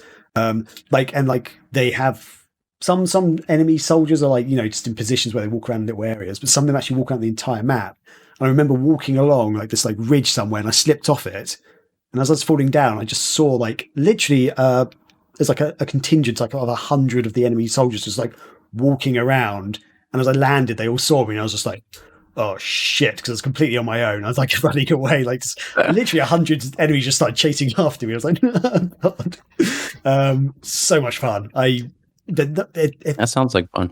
I think the problem with the game is God of War was huge at the time. It's like at the height of the God of War like thing, and God of War's got a more integral story, I guess, and like really drives it forward. And the combat's very similar, but I think people just thought this looks like a God of War clone. I don't want to play it, even though I think it takes some stuff from God of War, but at the same time, it's very much its own game in a way. So I think there was also a Lord of the Rings game that might have come out around then, and that might have been. I do remember because I was working when that game, and I remember there were multiple things out of that same or similar art style. Like even the cover looks the same as some other stuff. Yeah. So it was another one of those like Resonance of Fate came out the week of Final Fantasy 13. Like, what are you doing, Sega? You know? Oh god, yeah. Because Resonance of Fate was a great game, but I think no one can bloody play that. Yep. It'd be cool to see that again if they brought that back somehow. I don't think that's Sega though. I think that's someone else because they recently did a re-release of that. It was Tri-Ace. That's right. Developed it, but Sega published it. Yeah. Right. You got it. I was actually at the press launch of that game, actually, I think, when it came out. Oh, okay. Yeah. They were handing out guns. For anyone that doesn't know, more people should play Resonance of Fate. It's literally like gymnastics gun fu in that battle system. But there's Viking. Yeah, that's cool. The box art for it's a bit faded because it's actually the promotional copy which Sega gave me, which is they always have faded. Yeah, that looks like Shadow of Mordor. And then on the back, there's God of War dude, not actually God of War dude, and you can sort of see the big monster and then all the people around him. Yeah, so that's actually that's an in-game shot of like one of the battles you're in. Basically, like they have these huge monsters as well that you have to fight. The monsters, big monsters done kind of in a QTE style. After you hack them down a bit, then you do a QTE and like jump on them and kill them. But everyone else, you're literally fighting in real time. Like, and like chopping off. Maybe after we're done with Panzer Dragoon Saga, you could stream that, Graham. Oh hell yeah! I've got it on Steam. The Steam version is 4K. Oh, it's on as well. Steam. Yeah, they released it on Steam. One, yeah, so definitely do the Steam version then. That'll look best. Yeah, this should be good. Cool for this. Well, there we go. I think we should call it because we've been rambling as much as rambling. Rambling along. Oh man. Cool. Yeah. So, is there any final thoughts on this from you guys at all? On the whole Sega reviving IPs. Cool. Awesome. I guess we can wrap it up for today then. It's been a fun little ramble. Thanks everyone for joining us in the chat. Thanks for watching. Podcast listeners, thanks for listening. And feel free to drop any feedback and stuff in our Discord. I'm going to try and do the Discord thing, Scotty. Let's do it. It works. Hey, yeah. So head over to our Discord where we do some chats and stuff, but you can drop the feedback for the show and stuff in there. We are Megavisions, and we do Sega stuff and retro gaming and all sorts of things. I don't know. Is Scotty actually talking or is he muted? No, he's just. I'm muted. I was muted, but I'm doing this to show you to tell people where they can buy the shirt I'm wearing. Oh, okay. Yes, we have shirts available on TeePublic. So various designs. Scotty is modelling one very brilliantly, I must say. That's our standard Megavision shirt, but then we have other ones with some fun retro-inspired gaming visuals and stuff on them. Do the same thing you did for Discord, but just replace the word Discord with merch, Graham. Oh, okay. Let's do this. I'm learning things. Scotty's teaching me things on Twitch. Yay! Live. That is where we can go. Go to TeePublic and get your things. It helps support us a little bit. And, there you go. Hopefully you'll find some stuff you like. We have a website, megavisionsmag.com. Go check that out for latest Sega retro indie gaming news and stuff. We are on Patreon because we do make a magazine. It's physical, but also you can get digital versions as well. We are in the process of doing a sort of mini, I guess, reimagining of the magazine. So the next one's coming out soon. It should be really good. Really excited about that. And we're on various socials, the social medias, which Scotty and Marcin tend to do the cool stuff on that. So good stuff, guys. And also on YouTube. Yeah, so check us out. Awesome. We stream everywhere. We've got big streams coming up. Go ahead, Graham. Yeah. So I was about to say, we also stream it almost every night, basically every night these days, just fun games and stuff. As we mentioned, Scotty and I are doing Panzer Dragoon Saga Fridays. We're going through that still. There's a Thursday night throwdown where, are you guys playing, I was about to say Sonic Fighters? We did Sonic Fighters last week, which was a lot of fun. That's always a lot of raging, and just that game's so ridiculous. So it's in the rotation. Not sure what we're doing yet this coming week at the time of this recording. But it's usually we open up the lobby eventually to the public, and that's when we get our asses handed to us. But that's every week as well. Awesome. And there's other stuff going on other nights with other fun gaming bits and stuff. Marcin, is there anything else? Any other? I feel like you covered it all, actually. Sorry, I took your words actually. No. You did a good job. Yeah, I don't think there was anything else. Yeah, check us all out on our social medias. We're on Facebook, Twitter, Instagram as well. And Discord, we also mentioned that. So join our Discord. You can chat with us. We're active in there. I think that's it. Awesome. Now I got somebody we can raid. They are named Red Mage Susie. They are playing Skies of Arcadia Legends. So that's the one that was ported to GameCube. Yeah. Exciting times. But so if you guys are ready, I'll go ahead and hit the raid and we'll go hang out with her for a bit. Thanks again for watching. Thanks for listening. Be excellent to each other. Bye. All right. We are raiding in 9, 8. So go hang out, talk some Sega, talk some Skies, whatever. The team that made Panzer Dragoon Saga made that too. So let's go hang out with Susie.